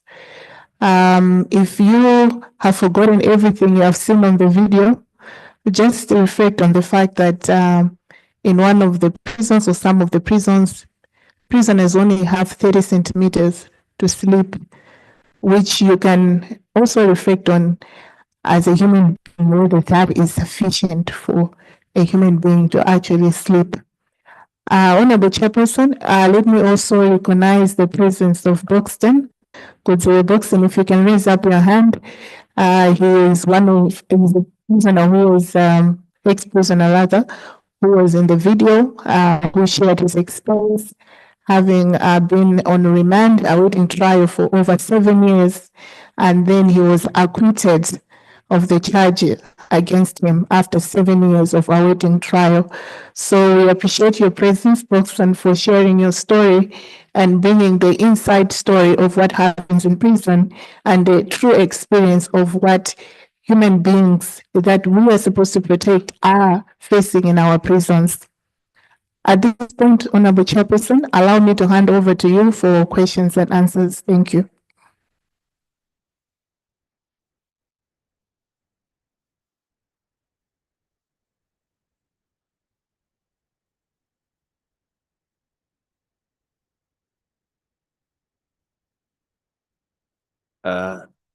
Thank you very much, our resource persons, Justice Kalembera and Chikondi, for a very, very, very powerful and shocking some way presentation and video. Honorable members, the prisoners and the prisons are for everyone. I just want to share with you what happened to me. I was driving from South Africa. Passing Zimbabwe, I was stopped at one point at the checkpoint where they asked for my car documents and the license. I handed them, they checked everything were okay. They gave me back the documents. While they were giving me back the documents, the license slid down and I only picked the documents. leaving the license behind. I entered into Mozambique. I drove until I reached Tete, where I was asked to produce a license. I tried to look for my license in my pocket, my wallet. I couldn't find. I ended up into a cell in Tete. I'm telling you, it was hell. You know, something which you didn't expect in your life and just happened, like you are in a cell in a very, very bad place which you couldn't imagine. So as we are putting forward suggestions, deliberations on this issue, let us consider that some of the people who serve in prisons are very, very innocent. And some who are serving these prisons are people who have minor cases which they don't deserve the punishment they get from there. So, honorable members, this is our time to put forward suggestions, comments, and what is required of us. Thank you. Eswatini, then from Eswatini we'll go to Zimbabwe. Thank you.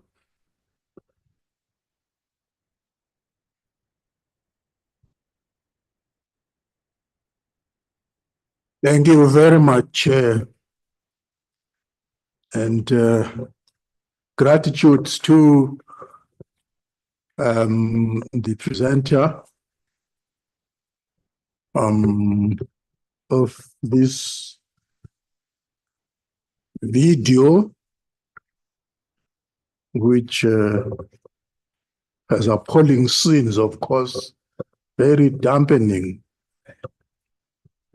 I agree totally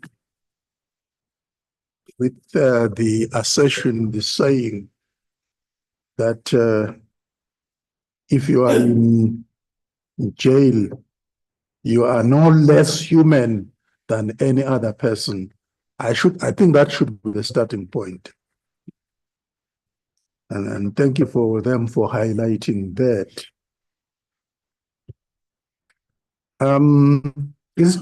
These are just my comments. Whether they will be an answer to anything that is happening or to what we saw there, but it can be a point of reference. Earlier in the beginning of the presentation, the judge, Sylvester, mentioned how appalling we can be, how amazing we can be, having no idea what it's like in prison. He made reference to the 3-course meal that we always make fun of outside, actually demonizing the correctional services authorities for that kind of food luxury. And also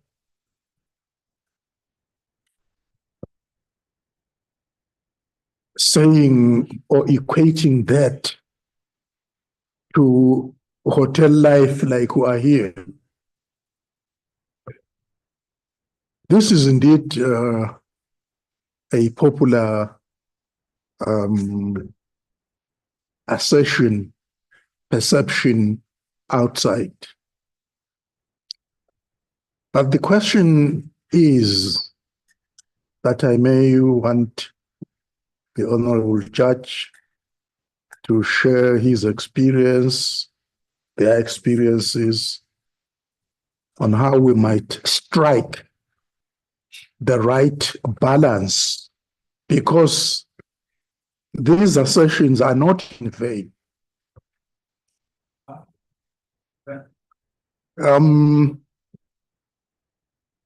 Prison, I don't think anyone here would agree that prison life should be the same as life outside. It cannot be the same. And that is my personal observation, just to facilitate discussion. The question is, how do you balance and make sure that you are not negatively skewed towards treating prisoners in an inhumane manner? But certainly, as I have said, you can't have those situations equal. With me outside and the other one outside, then jail would not mean anything. That's my argument. That's basically my argument.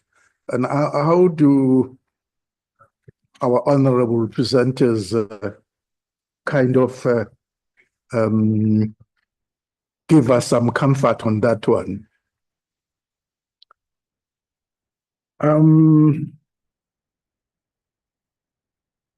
The congestions, in particular, as exhibited there,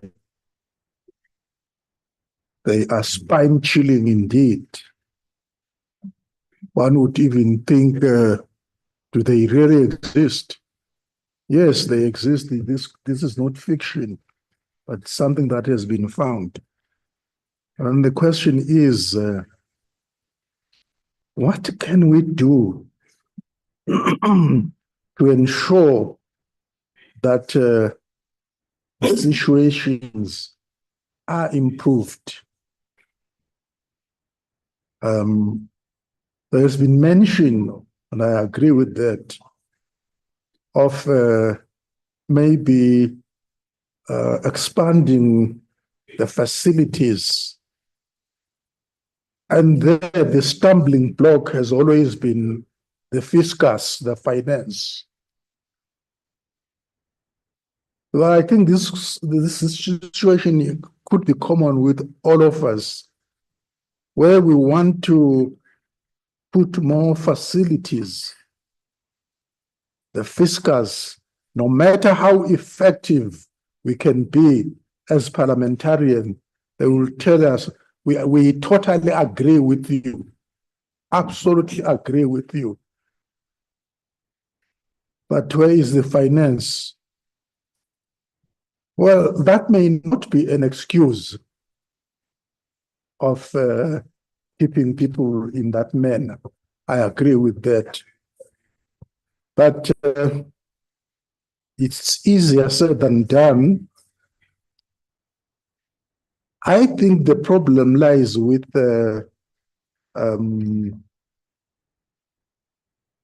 or within the concept of justice delayed is justice denied. We always aspire that cases be disposed as quickly and as soon as possible. But courts are not that enough. And hence, we have awaiting trial prisoners in huge numbers. It would also assist how we might solve that one. Because I don't want to believe that in every case of congestion, people are just kept for the mere punishing them. There is society there who is also a stakeholder. Well,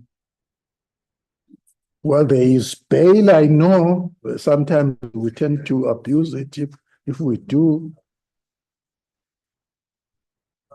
But it's a debatable case, not, of course, compromising the fact that we don't want a situation like that. So the whole thing, how do we sort of come come around it to ensure, I repeat, strike the right balance. There has been also mentioned that, yes, oversight by government and agencies like maybe us as parliamentarians as well may not be as effective because of financial constraints as independent oversight bodies. Agreed to some extent, but for argument's sake and for debate's sake, can I say, how do we enlist the services of such against the backdrop that those people might go there or may wish to go there with political motives, political agendas? How do we make sure that is safe? I can't speak ill or bad of civil society. They are very critical stakeholders, and nothing comes to life without consultation and collaboration with them.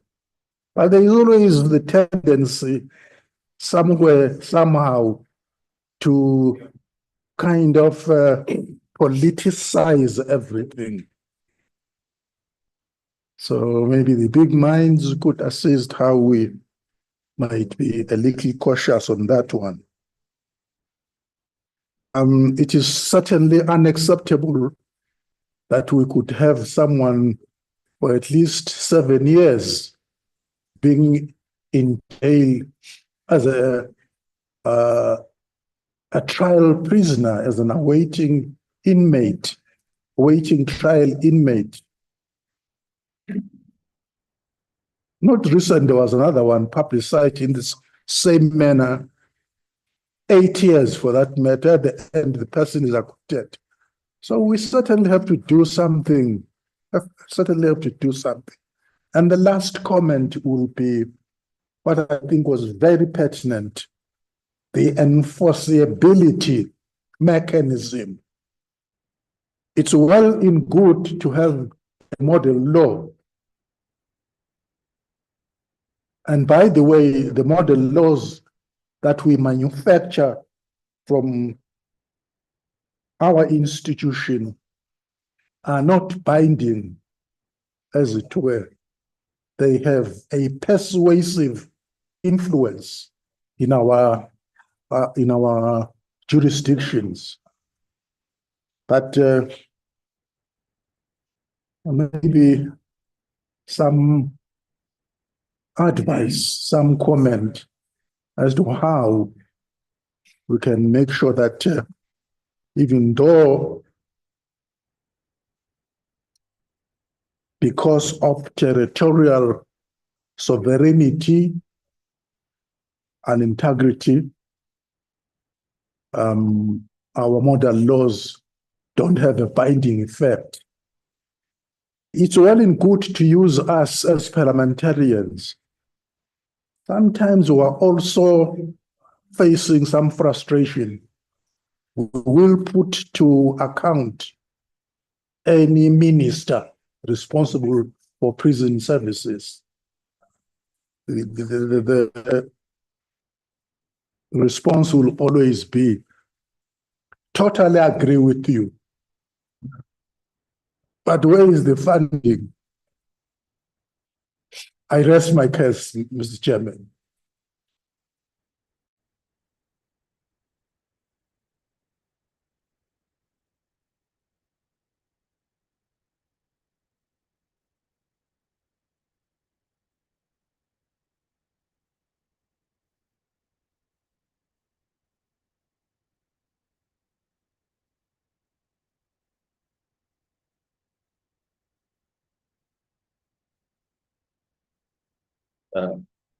Honorable members, I think we are approaching lunchtime.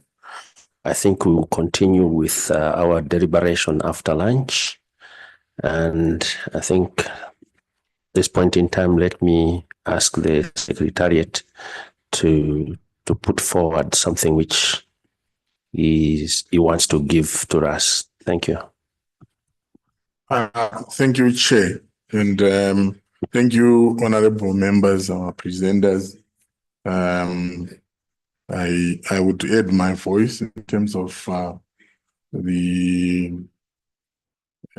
what the expose would do in terms of bringing our honorable members closer to the realities of prisoners, in terms, particularly from a perspective of rights, and that's in a sense the gist of my intervention. I was going to remind honorable members that as we interrogate the issues, let's be at the back of our mind the mandate of this committee as the Standing Committee on Democratization, Governance, and Human Rights. And that must be the context in which we are interrogating these issues, where we look at prisons within the context of societies that are democratic, and prisons within the context of respect for rights. And that way, we will be able to distinguish our submission to the plenary with the rest of the other committees. And I would, in this regard, appreciate the perspectives already shared by the members that have taken the floor, which really have been aligned with the comment I'm making, but in so doing, encourage the other honorable members to bear that in mind as we interrogate the topic under spotlight.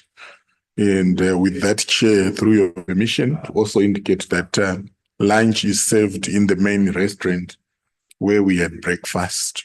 And we will have lunch for an hour, which means we resume at 14 hours. Thank you, Chair. Yeah, honorable members and our resource person, I think we'll meet at 14 hours after lunch. Enjoy your lunch and be on time. Thank you.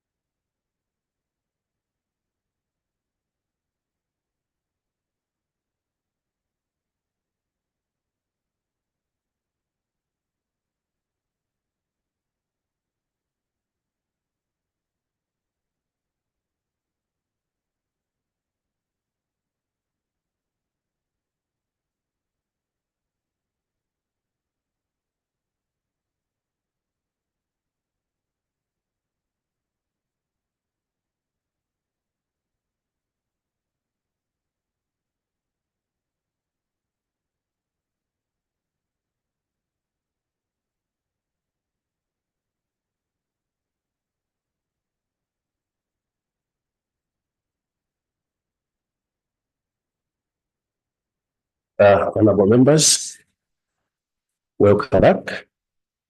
Now we are taking our last session. I will continue with the question time or interventions. So we left with Zimbabwe, then we'll come to Seychelles. Thank you. Thank you, Chair. I want to thank the presenters. My contribution is on the countries. The presenter alluded that some countries are still below in terms of prison, that is welfare and living standards. Are there any countries in the region who have got better off in terms of standards of prisons? And also I want to ask the Secretariat if it is possible for this committee to visit in other regional countries in order to assess the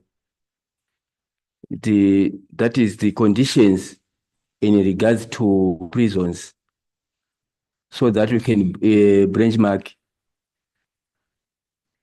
Also, I want to say that prison must not be punitive. It must be correctional.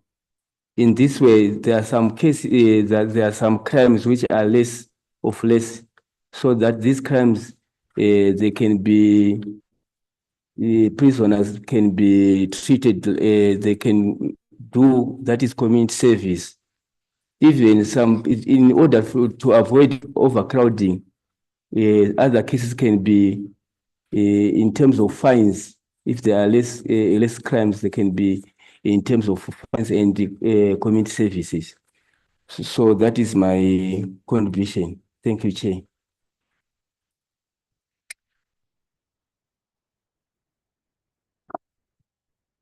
Seychelles, you can take the floor now. Thank you, Mr. Chairman. Well, actually, the document and the presentation that we get this morning before lunch, it's bringing us, especially about our community, in a very big reflection. So when I will talk about Seychelles context, especially about prison in Seychelles, we are a very small island. Approximately, we have maybe about 500 prisoners. So our prisoners' condition in Seychelles, it's really different from what I'm seeing today in Tamhood. And actually, the government is getting many criticized regarding prison because people think that the prisoner in Seychelles, they go on holiday. It's like a hotel. That's what they used to. But last year, I think it's about October, but I have this video with me, but it's in Creole. You will not understand. I was tabled a question in the National Assembly regarding prison policy in the Seychelles, because at the moment, especially when there were offenders, especially there were victims outside. When this kind of comments are made, victims are that they are not really get. You think that the prisoner that really get the punishment that they deserve, especially about thief, they lost valuable things. They want to know exactly where to get their goods back.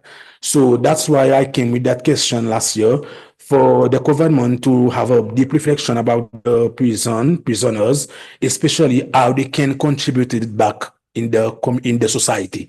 Like in Seychelles, they can contribute in about fishermen, fisheries, agriculture, and a lot of jobs that we are depending on foreigners that I think they can contribute to. Going back to our community, like this morning we were talking about election observation.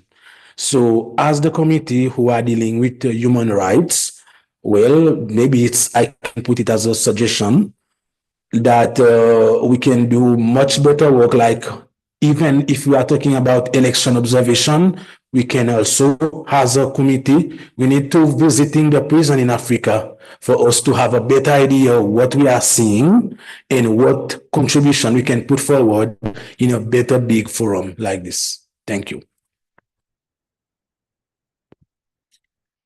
Thank you very much. I think for the meantime, let us have the responses from our resource persons. Then if there are questions, we will have the second round. So our resource persons, please, your time. Thank you so much, Honorable Chair, Honorable members. I'm most grateful to the Honorable members who have raised some questions or comments. I'll first start with Honorable member from the Kingdom of Eswatini. I think the first question was, how do we strike the right balance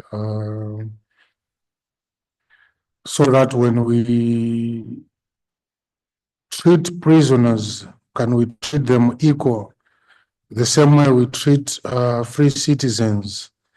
And he's raised an issue about three-course meal.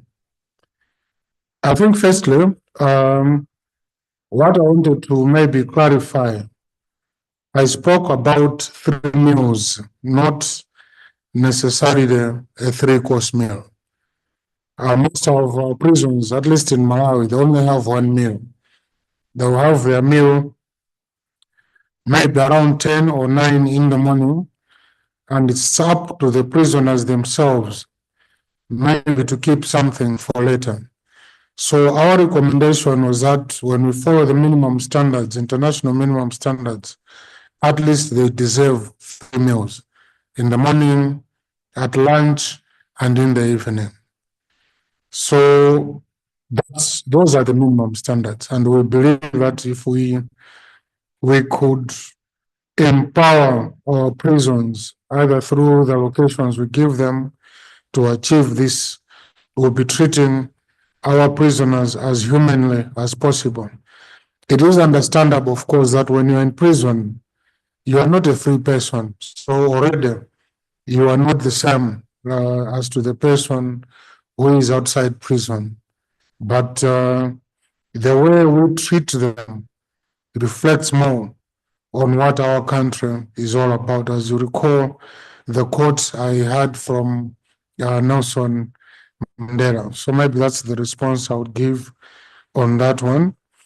And how do we deal with overcrowding? I think that was the other question. I think overcrowding, both the judiciary itself has got a lot to play as well, and other state agencies in the criminal justice system. For the courts, we have always insisted that there are certain cases or certain offenses where a court can, for example, impose fines. A court can sentence someone to do community service. In Malawi, for example, if somebody has committed an offense or is convicted of an offense, the sentence of which, when the magistrate considers, cannot exceed 12 months, the magistrates are encouraged to consider community service. So the courts themselves can assist in this way as well. But you've got magistrates who believe that imprisonment, that's what they have to do. If they don't imprison someone, they believe as if they have failed in their duty. You find, you go to prison, you find someone serving 2 weeks prison, a prison sentence of 2 weeks. It just doesn't make sense. So the courts themselves have got also a role to play in this. The police, they also have got a role to play. There are certain offenses where the police can grant police bail, but because the police, and I'm talking mostly of our country, they've gone corrupt. Sometimes even the police are asking for something to release someone on bail, when the law is very clear that police bail is for free. So the police themselves as well, they've got a role to play in terms of decongesting our prisons. And then the president has got those powers to pardon prisoners. That also can also help in decongesting our prisons. And of course, whether we like it or not, where need be, new prisons must be built. It might not be easier, but it is a necessity. In Malawi, there is a prison which we condemned must have been in 2004 or thereabouts. It is still standing. We said this is not a good place for human cohabitation, but it is still standing, and prisoners are still serving their prison sentences in that particular prison. How can we be a little cautious on the role of CSOs in prison oversight? CSOs in most countries are viewed with suspicion. That's a fact. And I do believe that maybe we can have guidelines for CSOs when they visit prisons, what they can and what they cannot do. Because you don't need to have a CSO to go to prison and incite prisoners to strike, for example. That's not the role of a CSO. So they can be regulated as to what they can and what they cannot do in our prisons. In Malawi, we have CSOs who are operating in prisons. They know what they need to do in prison and what they can't do. And mostly is to educate or to school the prisoners about their rights. What rights do they have as persons who are under incarceration? So this is the role the civil society mostly plays in my country. And I hope and I believe that with proper guidelines, the whole SADC region can adopt certain guidelines, which might even be included in the model law which we are coming up with, so that CSOs are limited to what they can and what they cannot do in our prisons. How can a model law be made binding in our respective countries? I think this is a crucial one for me, because I'm looking at, for example, SADC, you have got different protocols, which maybe member states must be forced to do certain things. And if a model law is created, and then I don't know how you can put up sanctions for a member state who does not follow the model law.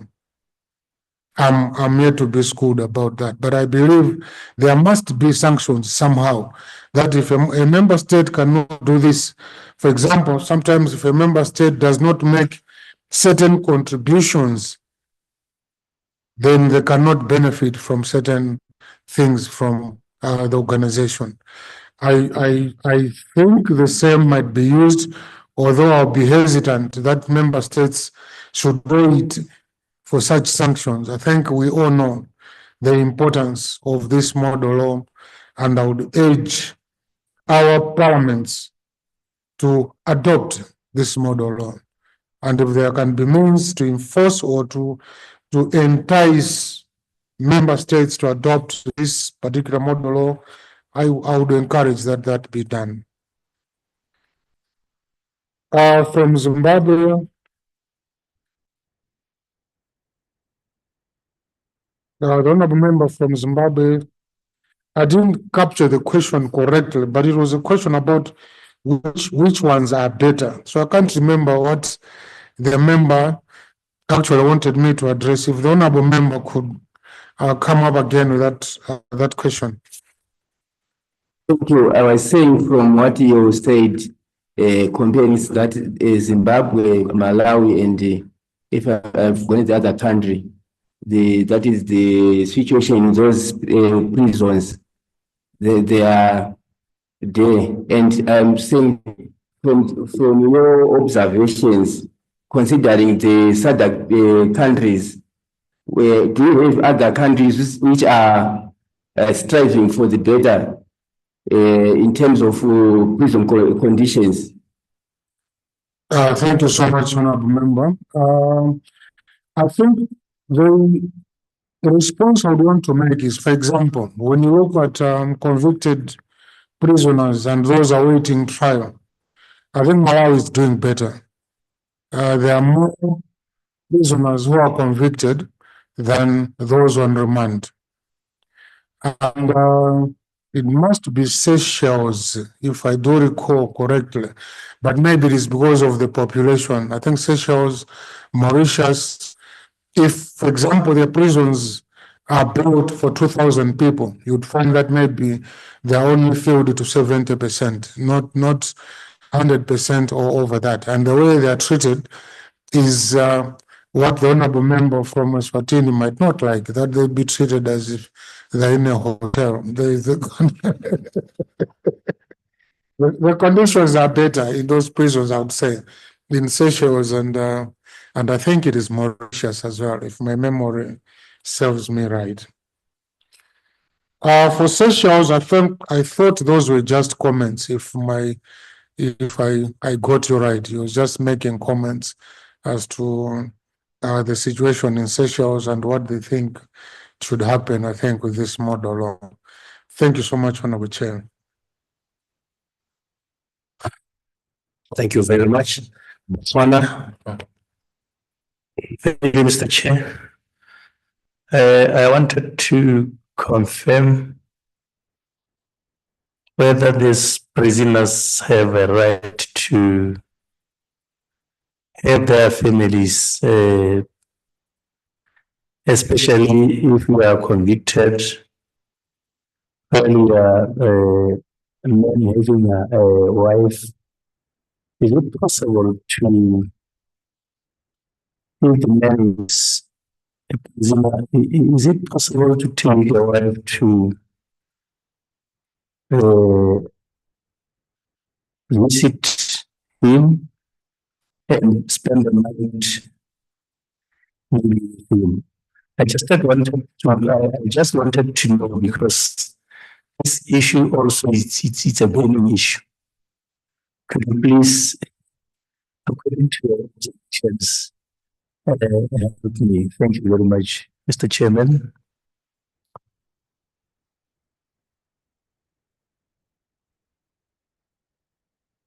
Do you have any member? If the answer could be yes, I'm a bit similar to the of honorable from Eswatini, that if that person can have that right,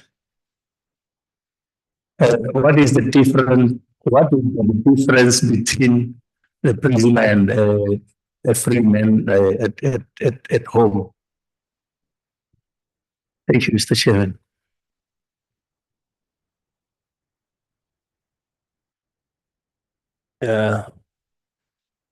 Okay, thank you. I just want also to ask, do we have a parole system in our prisons? Because it seems maybe most of our prisons are congested because our prisoners are kept for a long time, even if they have changed their behaviors. Do we really have a parole system in our prisons? Thank you. Resource persons, I think you can respond to those two questions. Well, thank you so much, Honorable Chair. I think let me start with the one from Botswana. I think there is in Mozambique Article 71, which talks about the prisoner has got the right to receive regular visits from his or her spouse, family members, and other people with whom he or she has a significant personal relationship. The prisoner may receive extended visits from family members and other people with whom he or she has a significant personal relationship for special occasions, for reasons of particular human or religious significance. So in the SADC region, it seems it is Mozambique which has got this where they uphold the right of prisoners to conjugal rights, where a spouse can visit. And the way you have listened to it, it is not only a spouse, even that the one you have got a significant relationship with. So it might be a girlfriend, can also visit a prisoner, but I don't think they can spend the night. They can't spend the night. And honorable member, you asked about what is then the difference between the prisoner with a free person. I think you meant maybe what is the difference if as a prisoner you still have rights to conjugal rights, if I understood you correctly. I think the issue is the difference, the way I look at it, is only that maybe in prison you don't know how free you are when you're conducting or you're having these conjugal rights. I mean, for somebody who is out there, they can always have a private encounter. But in prison, whatever you do can never be private. That's maybe where I could sense the difference. I don't know if I am answering your question right, but that's how I understood the question. As to whether there is parole system, I think in most of our jurisdictions, the parole system is there on top of the presidential pardons, which might be given by the president. In Malawi, we never used to have the parole system, but the recently passed Prison Act has got the parole system, and one can be paroled when they meet certain standards or criteria in their stay in prison. Thank you so much, Honorable Chair.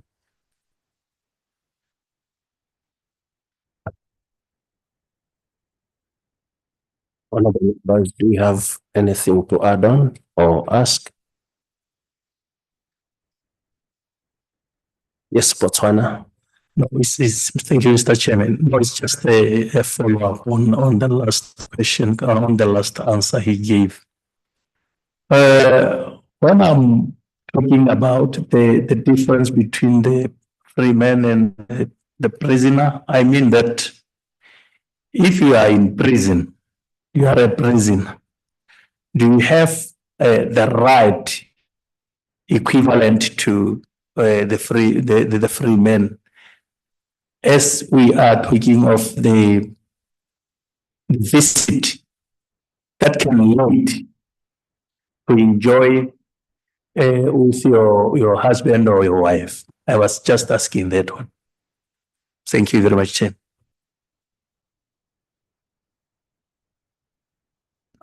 Yes, you can take it. Thank you so much, Honorable Chair. Yes, Honorable Member, I think basically what I was trying to say is yes, in some prisons and in the SADC region, the example we have is that of Mozambique. Across the world, that right is there. But as I was saying, it can never be the same with a person who is out there, because this is still conducted within a certain confinement where you are not, it's not really private, if you get what I'm saying. Other than out there, you have got the privacy you need, but in prison, you really don't have that privacy. So the right exists, but it might not be the same because one is in custody, one is out there. Thank you so much, Honorable Member.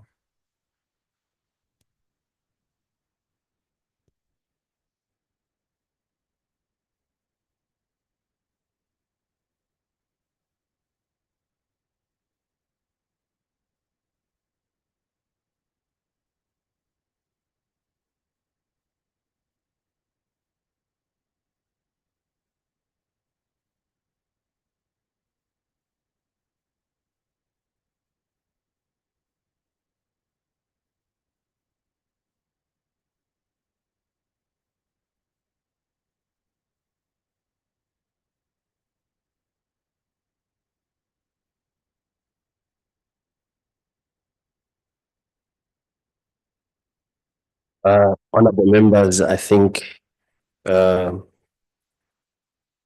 through with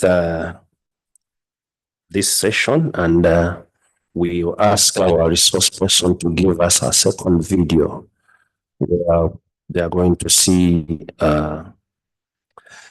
prisoners from Malawi. Thank you.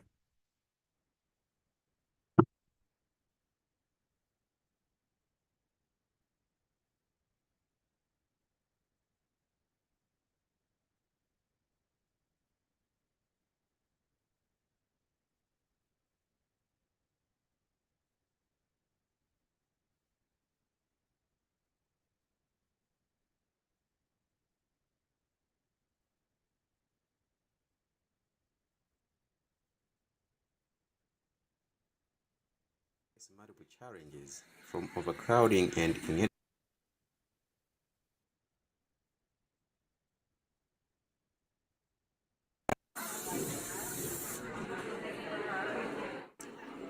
Malawi, as in many other parts of the region, prisons face multiple challenges from overcrowding and inadequate food to poor sanitation and limited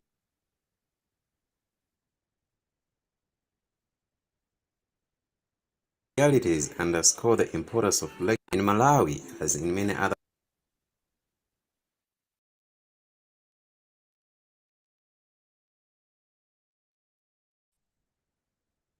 parts of the region. Prisons face multiple challenges from overcrowding and inadequate food to poor sanitation and limited access to health care.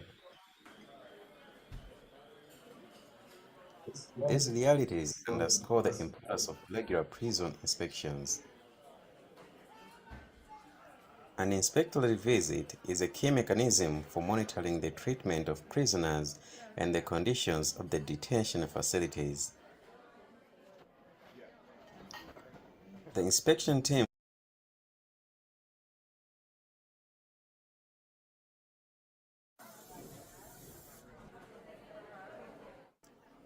in Malawi, as in many other parts of the region, prisons face multiple challenges from overcrowding and inadequate food to poor sanitation and limited access to health care.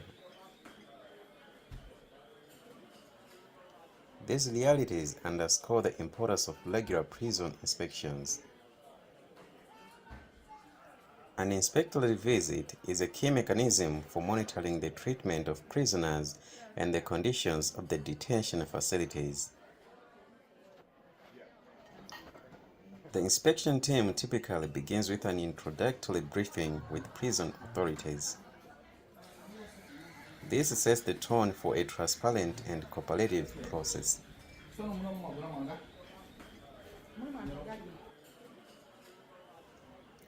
Inspectors then proceed to assess different sections of the prison. They look at the state of cells, bedding, cleanliness, and access to natural light and ventilation.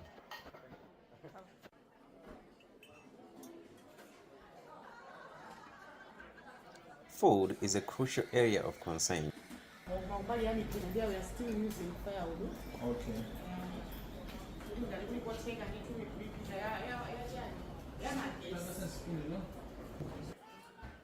Inspectors evaluate the quality, quantity, and nutritional value of meals served to inmates. This is the greens. Freshness, yeah? Wow.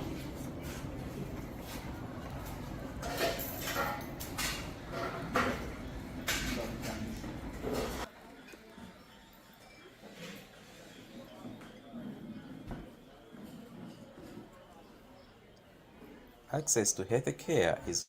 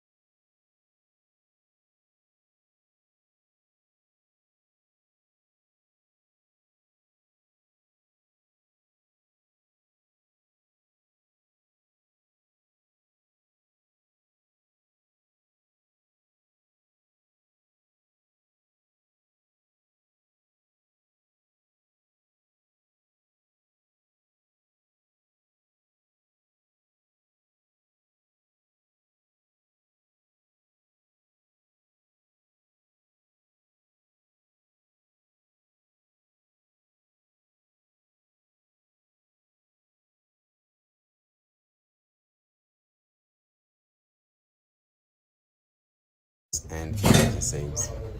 You have enough stock? Yes. Now we have got the stock up. Yes.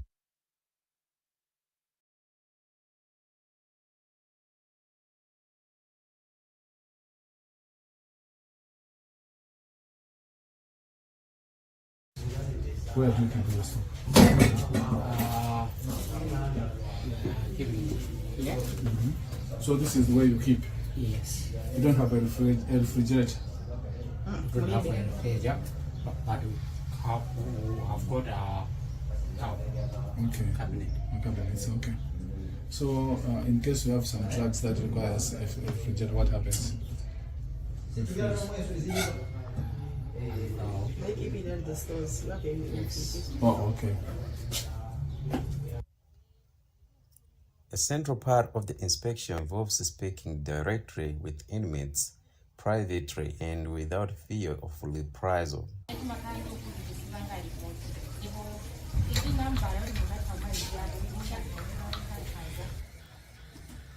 Their voices offer essential insights into their treatment and well-being. Throughout the visit, findings are documented carefully.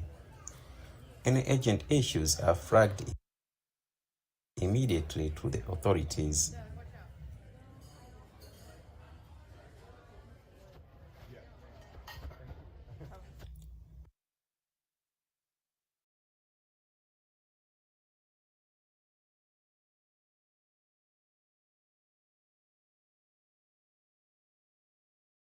Before leaving, the team shares preliminary observations with prison leadership, encouraging accountability and highlighting areas for improvement.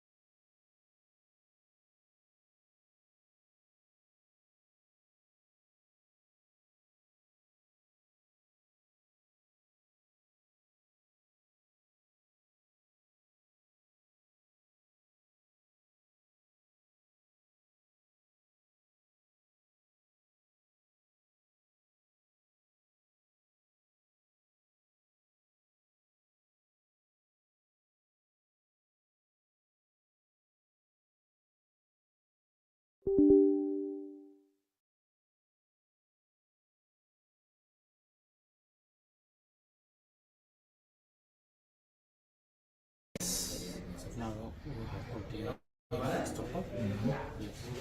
Where do you keep your stuff?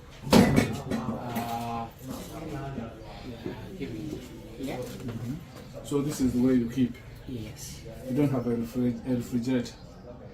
We don't have a refrigerator, but I've got a cabinet. A cabinet, okay. So in case you have some drugs that requires a refrigerator, what happens? They keep it in the stores. You have a refrigerator. Oh, okay. A central part of the inspection involves speaking directly with inmates, privately and without fear of reprisal.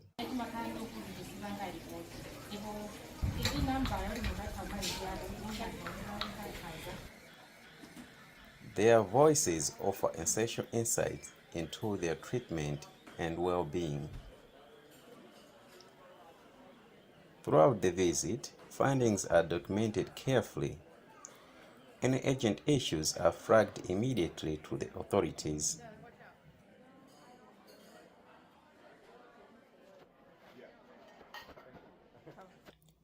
Before leaving, the team shares preliminary observations with prison leadership, encouraging accountability and highlighting areas for improvement.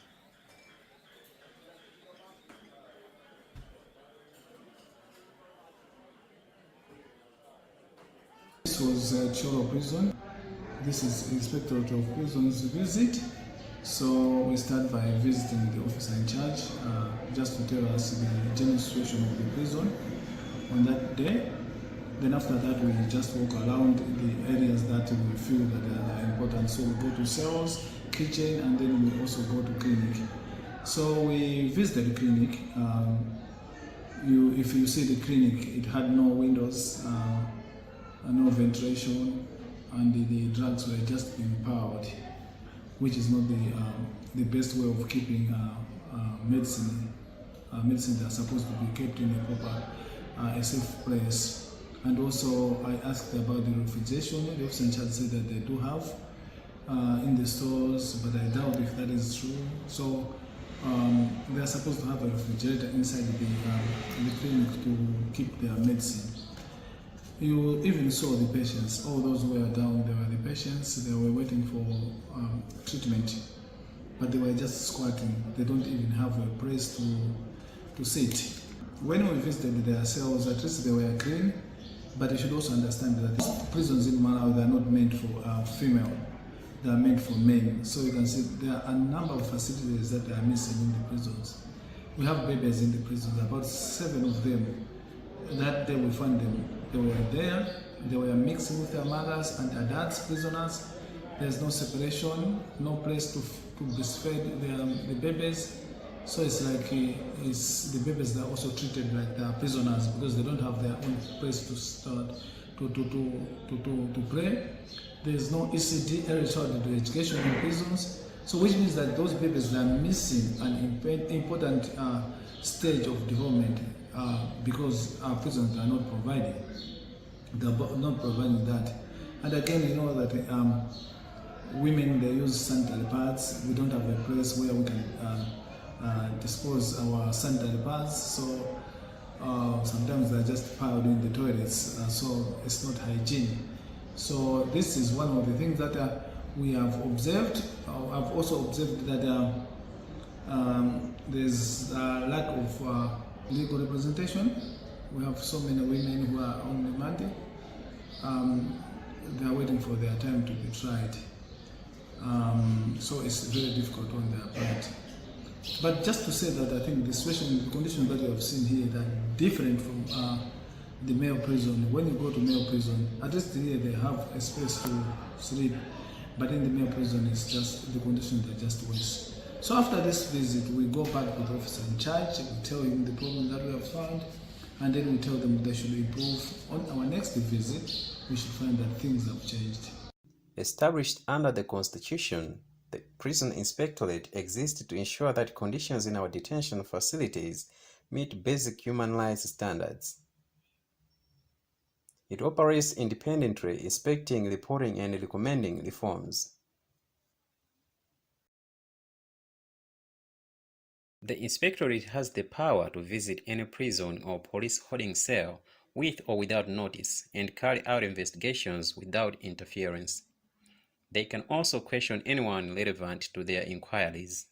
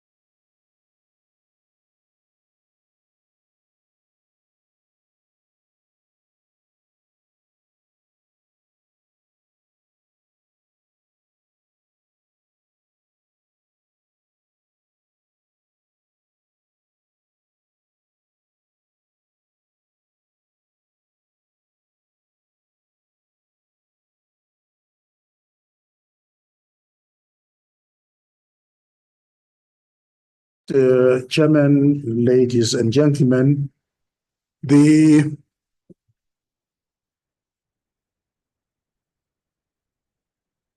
subject we are dealing with is indeed a very complex and a very important one.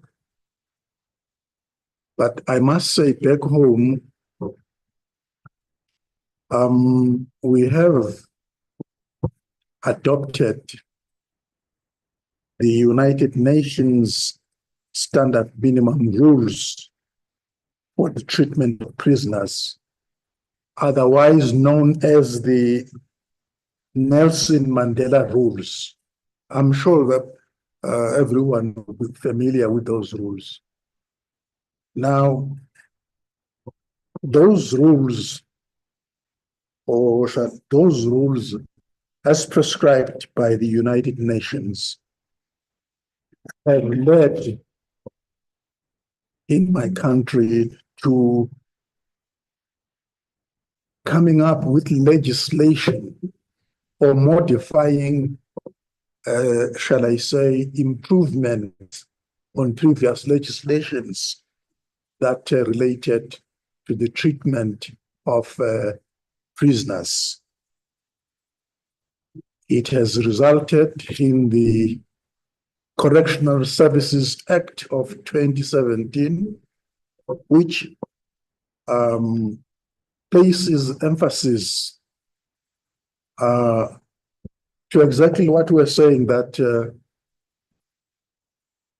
those inmates, they have rights that have to be observed, including sanctions against any form of ill treatment and torture.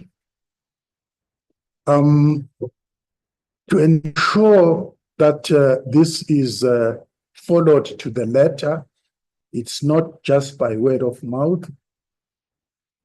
Parliament now and again demands of the minister responsible for the prison services, the correctional services, to make an account of how prisoners are treated in specific areas.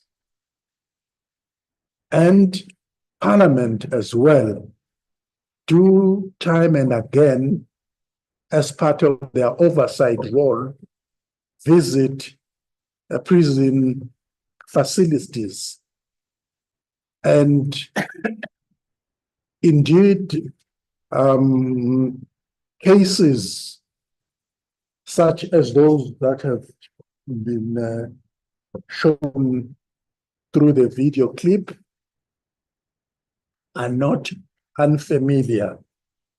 But it's not as if the government or the institution responsible is sitting on its laurels, but doing everything possible, for instance, to ensure that the conditions are those fit and that are in line with the rules I've just quoted.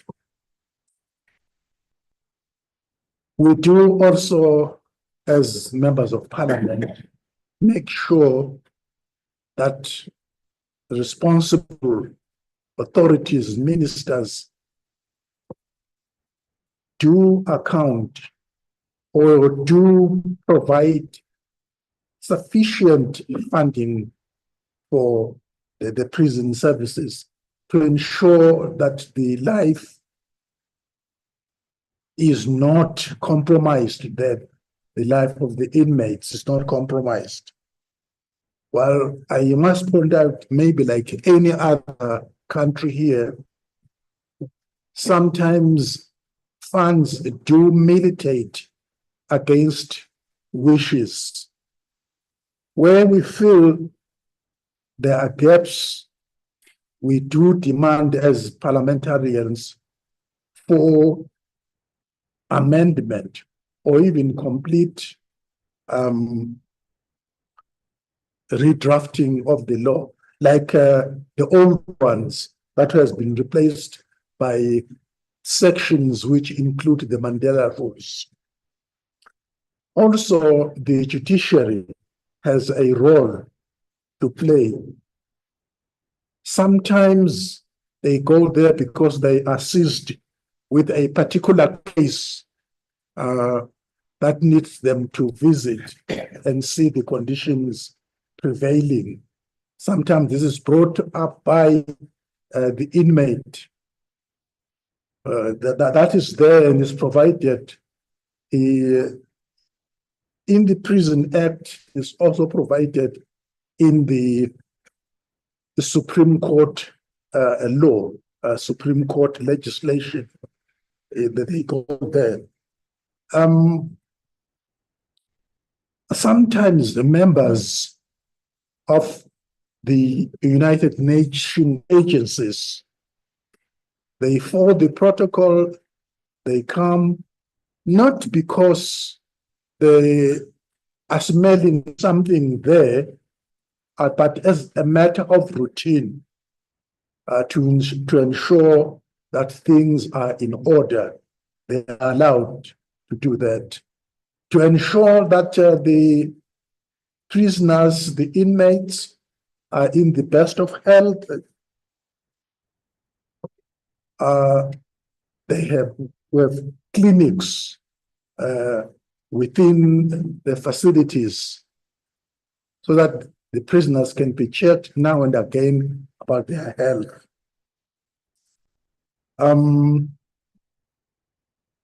We also have other interested, but like I was saying, these have to go through stringent vetting as to whether their intentions are not anything to compromise security or the integrity of the institution or of the country. They do this class of civil society. Also, that they are in the best health, those inmates. We have provided hectares of farming land to ensure that because of lack or insufficient funding, they do cost savings projects, particularly in agriculture, solely to feed and to feed the inmates, so that at the end of the day, they don't go hungry. And lastly, there may be many other, lastly, Mr. Chairman,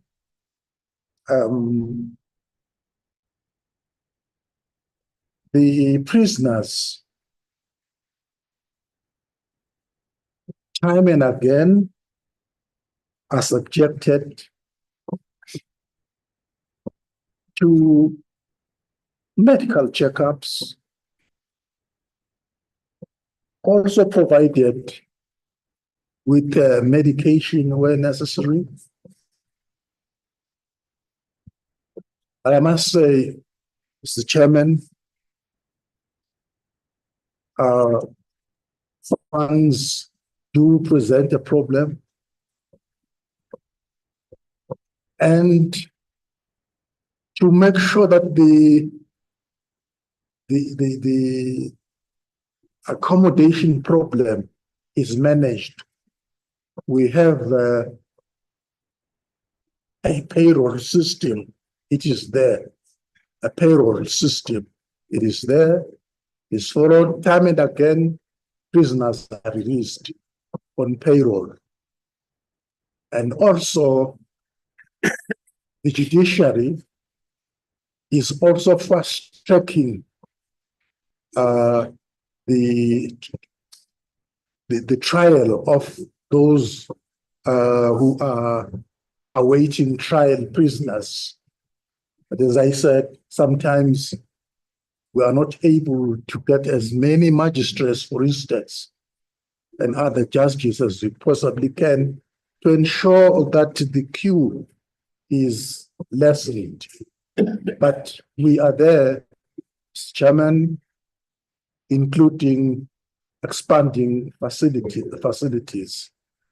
The policy does that we have in place encourage that sometimes prisoners with minor offenses are fined or sentenced to communal service.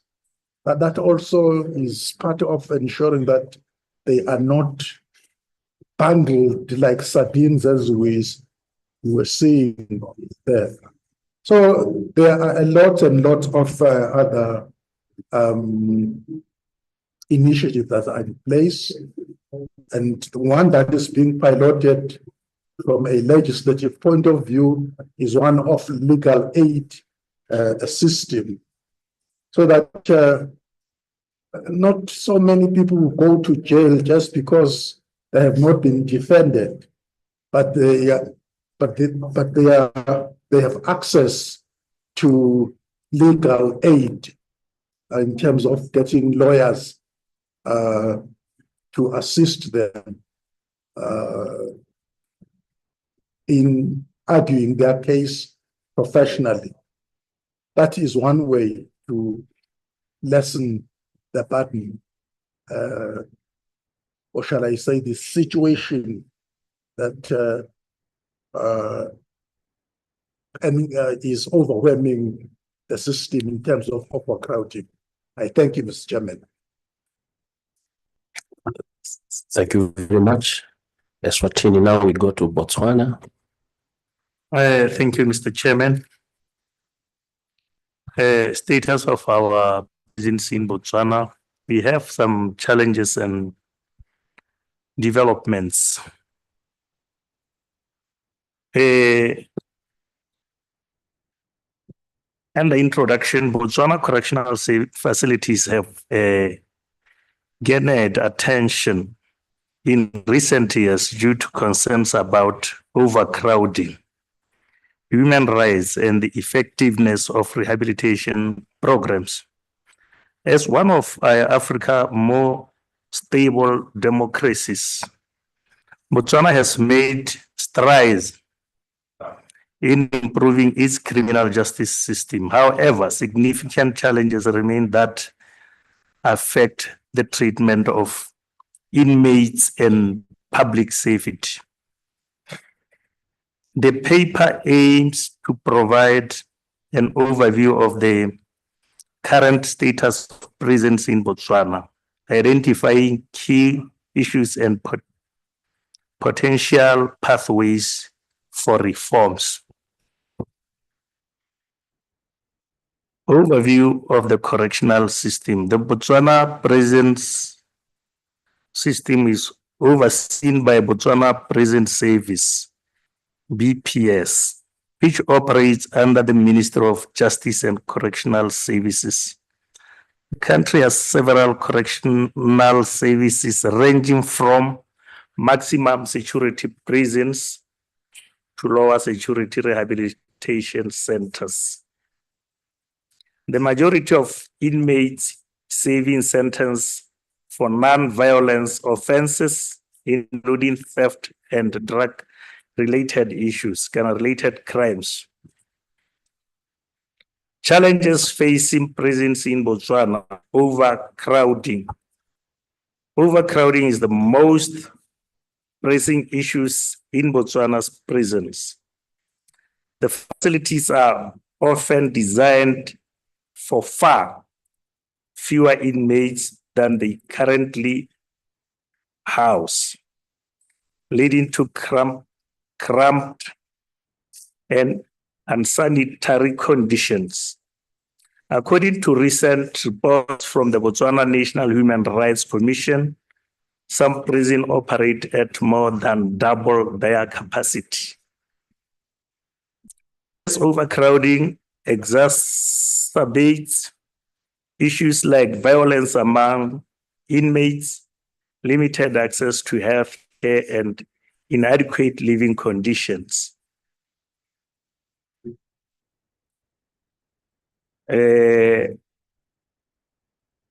Healthcare access. Access to healthcare in prison is another significant issue. Many inmates lack adequate medical care, particularly for chronic conditions and mental health issues. Government and international responses. The government of Botswana has acknowledged the challenges facing its prison system and has taken steps towards reform. Initiatives aimed at decongesting prison include the introduction of parole and diversion programs for non-violence offenders. Furthermore, partnerships with international organizations have been established to improve prison conditions and rehabilitative services. In 2022, the then Minister of Defense, Justice and Security, which the Prison Services fell under prior to the establishment of the Ministry of Correctional Services, Justice and Correctional Services, launched a strategic plan aiming at reforming the correctional system. This comprehensive plan includes improving infrastructure, increasing funding for rehabilitation programs, and enhancing staff training. Concerns about some members of public providing inmates with prohibited items such as drugs and cell phone poses serious security risks and undermines rehabilitation efforts. This is what called for the introduction of the prisoner video visitation facilities in some of stations starting in June last year. The facility accords members of the family, relatives, and friends an opportunity to visit remotely and engage virtually with those in prison. In conclusion, Mr. Chairman, while Botswana has made some progress in addressing the challenges faced by its prison system, significant work remains to be done. Overcrowding, inhuman conditions, inadequate health care, and significant rehabilitation programs continue to undermine the effectiveness of the correctional system. The government, in collaboration with civil society and international partners, must prioritize the reform of prisons in Botswana to ensure that they align with both national values and international human rights standards. As the country moves forward, embracing the rehabilitative rather than a punitive approach will be crucial to reducing recidivism and enhancing public safety. This is why the Botswana Prison Service will be transitioning to a correctional service. I thank you, Mr. Chair. Thank you, Botswana. We go to Zimbabwe. Thank you, Chair. Honorable members, a lot is being done to improve the situation in our prisons. In the last week, the Portfolio Committee on Justice, Legal and Parliamentary Affairs went around the country to check on the prison conditions. A lot is being done to improve the conditions in this regard. We will share the newspaper story today, which outlines the roadmap that Zimbabwe is taking in this important journey. These efforts are further supported by the Zimbabwe Human Rights Commission Act number 2 of 2012, which empowers the permission to inspect all detention facilities with a human rights lens. The Zimbabwe Independent Complaints Commission Act number 5 of 2022, a civilian mechanism that investigates allegations against security services, including prison staff. Zimbabwe has also made substantial infrastructural and programmatic innovations. Establishment of Marondera Female Open Prison and Connemara Male Open Prison institutions that prioritize rehabilitation, vocational training, and reintegration. Our prison partners with Midland State University to offer education from basic literacy to tertiary level. The proposed Urungo Smart Prison will be Zimbabwe's first technology integrated correctional facility. Environmental sustainability is embraced through Go Green initiatives such as solar-powered irrigation and climate-resilient agriculture. In sum, Zimbabwe's approach is holistic, rights-based, and forwarding-looking. It integrates oversight, sustainability, and integration, reinforcing that prisoners lose their liberty, not their humanity. Zimbabwe is thus well positioned to contribute meaningful in the development of SADC model law in prison oversight. I thank you, Chair. Thank you very much. We have any member or we are done? Okay, thank you. You can go ahead. That's which country? Merci pour la parole et pour la République démocratique du Congo. Oui, certes, la situation des prisons en République démocratique du Congo n'est pas élogieuse. D'ailleurs, j'ai vu dans le plan ce qui est expliqué que la RDC et l'Afrique du Sud étaient négativement classées. Ce qui concerne la RDC, certainement, il y a les problèmes de la surpopulation, les problèmes de l'infrastructure, des infrastructures non adéquates dans plusieurs prisons. Dans certaines prisons aussi, on a eu des problèmes où les prisonniers ont eu faim et beaucoup sont morts par manque d'hygiène et de nourriture. Beaucoup de prisonniers aussi n'ont pas eu de suivi médicaux. Beaucoup n'ont pas de suivi médicaux et beaucoup aussi connaissent des problèmes mentaux ou des problèmes psychiatriques et de ce côté-là, il n'y a pas du tout de suivi. Néanmoins, devant ce tableau négatif, on a eu un plan qui encourage beaucoup, qui passe régulièrement à la télévision, c'est de prendre en charge de nombreux jeunes criminels appelés aujourd'hui Kuluna. Et on les prend pour les travaux en agriculture. Ils sont très nombreux. Beaucoup ont passé du temps donc dans cette formation. Ils ont même ils ont planté des maïs, ils ont confectionné des farines. D'autres rentrent dans l'apprentissage aussi de fabrication de meubles, de mobilier d'école. Donc, on essaye quand même de trouver une réponse à ce problème de surpopulation. Il faut quand même noter aussi que nous avons connu aussi de nombreuses grâces présidentielles parce que justement, il y avait ces problèmes de surpopulation et de nombreux prisonniers qui ne sont pas condamnés et qui restent en prison. Donc, on connaît quand même pas mal de nombreuses grâces présidentielles et aussi des personnes de bonne volonté aussi qui souvent aident les prisonniers à payer leurs factures parce que souvent, la plupart de ces prisonniers ont fait leur peine, mais ils ont des factures à payer, ils n'arrivent pas à les payer et ils restent en prison. Mais il y a beaucoup de personnes de bonne volonté qui essayent quand même de trouver des solutions pour pouvoir les faire, pour pouvoir les libérer. Voilà.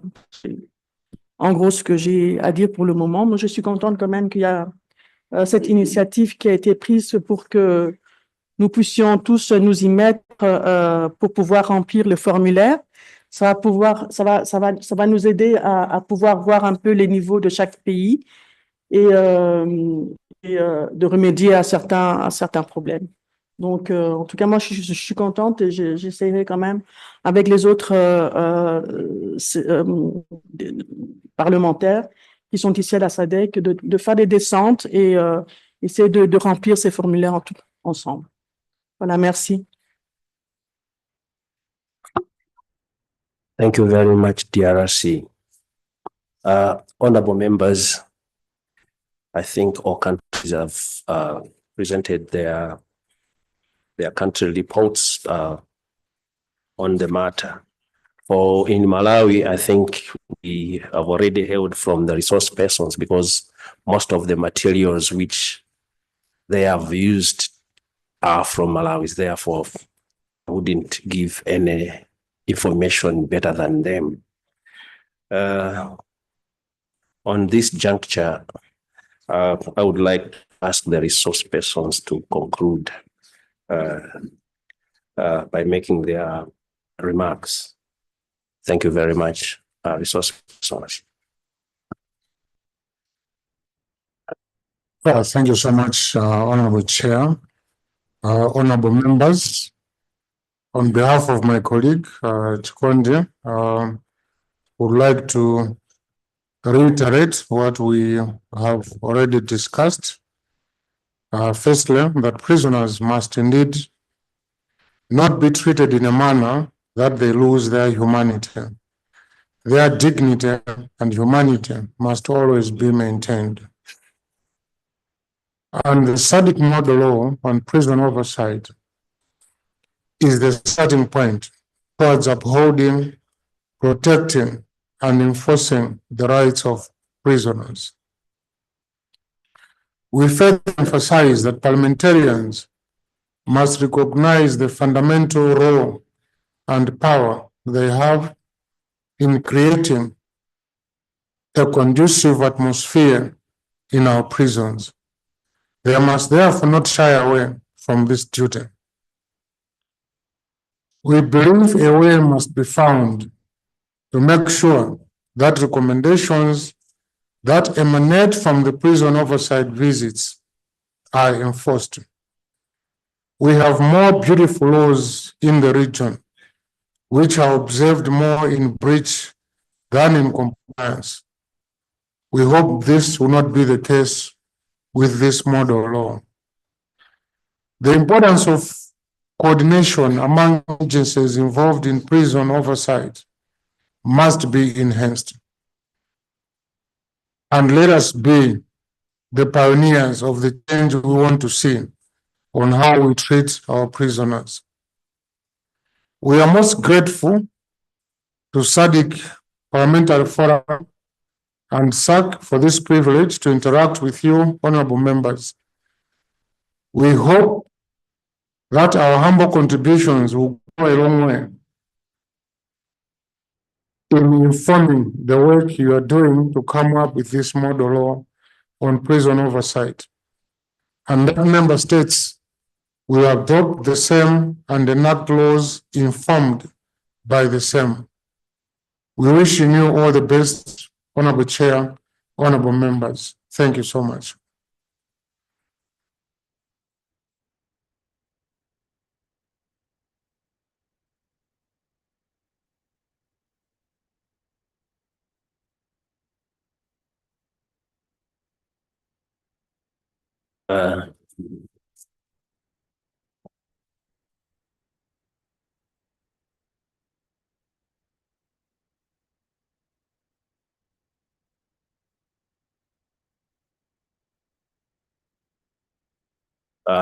Thank you very much, our resource persons, honorable members.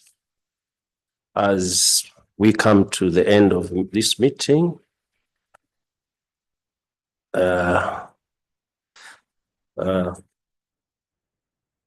members of the SADC PF Standing Committee on Democratization, Governance and Human Rights, Her Excellency Ms. Moema Sakoma, SADC PF Secretariat, our distinguished resource persons, distinguished participants. As we bring this statutory meeting to a close, I would like to extend my deepest gratitude for the passion, insight, and dedication each of you has brought to our discussions. It has been a powerful session, one that has challenged us, reminded us of our mandate, and most importantly, inspired us to act with urgency and purpose. Our central theme towards developing a SADC model on prison oversight has uncovered difficulty but necessary truth. As presented by contributions, as presented by Justice Kalembera and Mrs. Chikondi Chijoze, and enriched by your contributions, it is clear that prison oversight in our region is not only insufficient, but often symbolic, underfunded, and disconnected from real parliamentary enforcement. We have seen how legal mandates are routinely undermined by executive control. Our inspectorates lack independence, and how prisoners' fundamental rights are compromised in overcrowded, unsanitary, and inhumane conditions. Honorable members, but we have also seen the solution, which lies within our reach. The SADC model law on prison oversight, once developed and adopted, offers us a transformative tool. It gives us a chance to fix the system cracks by mandating fully independent oversight bodies, ensuring parliamentary accountability, and institutionalizing the transparency and human dignity as central pillars of governance in correctional systems. Honorable members, let me be clear, this is not a technical exercise. It is a deeply moral responsibility. Prisoners may have lost their liberty, but they have not lost their humanity. Oversight, when done effectively, is how we affirm this basic truth. And as parliamentarians, we hold the key. The presentations we received remind us that parliaments must not only receive reports, but also act on them through hearings, legislative reviews, and budget allocations. We must go beyond ceremonial visits and into the heart of accountability. The Sonke gender justice case taught us oversight bodies that are not financially and operationally independent cannot deliver justice. They became part of the problem. As the DHGR committee, let us commit to taking the lead in the development, advocacy, and eventual demonstration of the model law. Let us be deliberate in building linkages with other model laws already developed by the SADC PF, including the model law on public finance management, HIV and AIDS, and gender-based violence. Effective oversight is not an act of charity, but a duty of governance. As we return to our national parliaments, I urge you to raise the issues, call for reform, and prepare the ground for this model law to take root and flourish. In closing, I echo the call made by Justice Kalembera in his presentation. Let us be the generation of legislators who dared to make dignity the foundation of justice, even for those behind bars.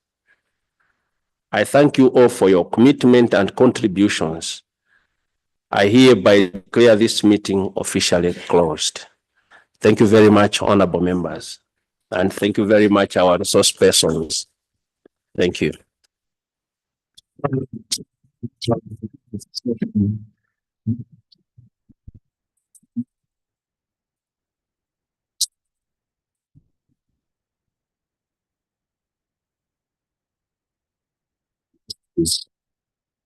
We do have that one.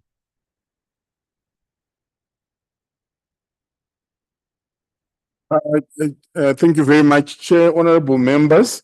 So the last item is the item placed on the agenda by Justice and duly validated and by the chair.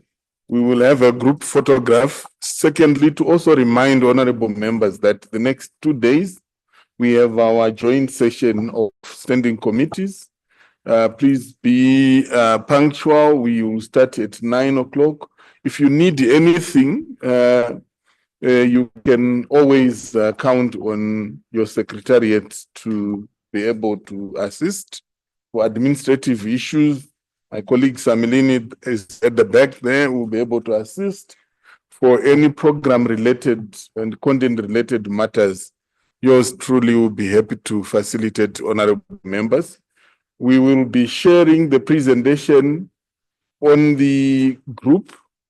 Equally, we would also want to share the online form for practical use of honorable members. If you go back and people want to know what you were doing, you can easily refer to the checklist from the questionnaire, because I find it a very practical and very comprehensive tool that honorable members can readily use in your parliaments.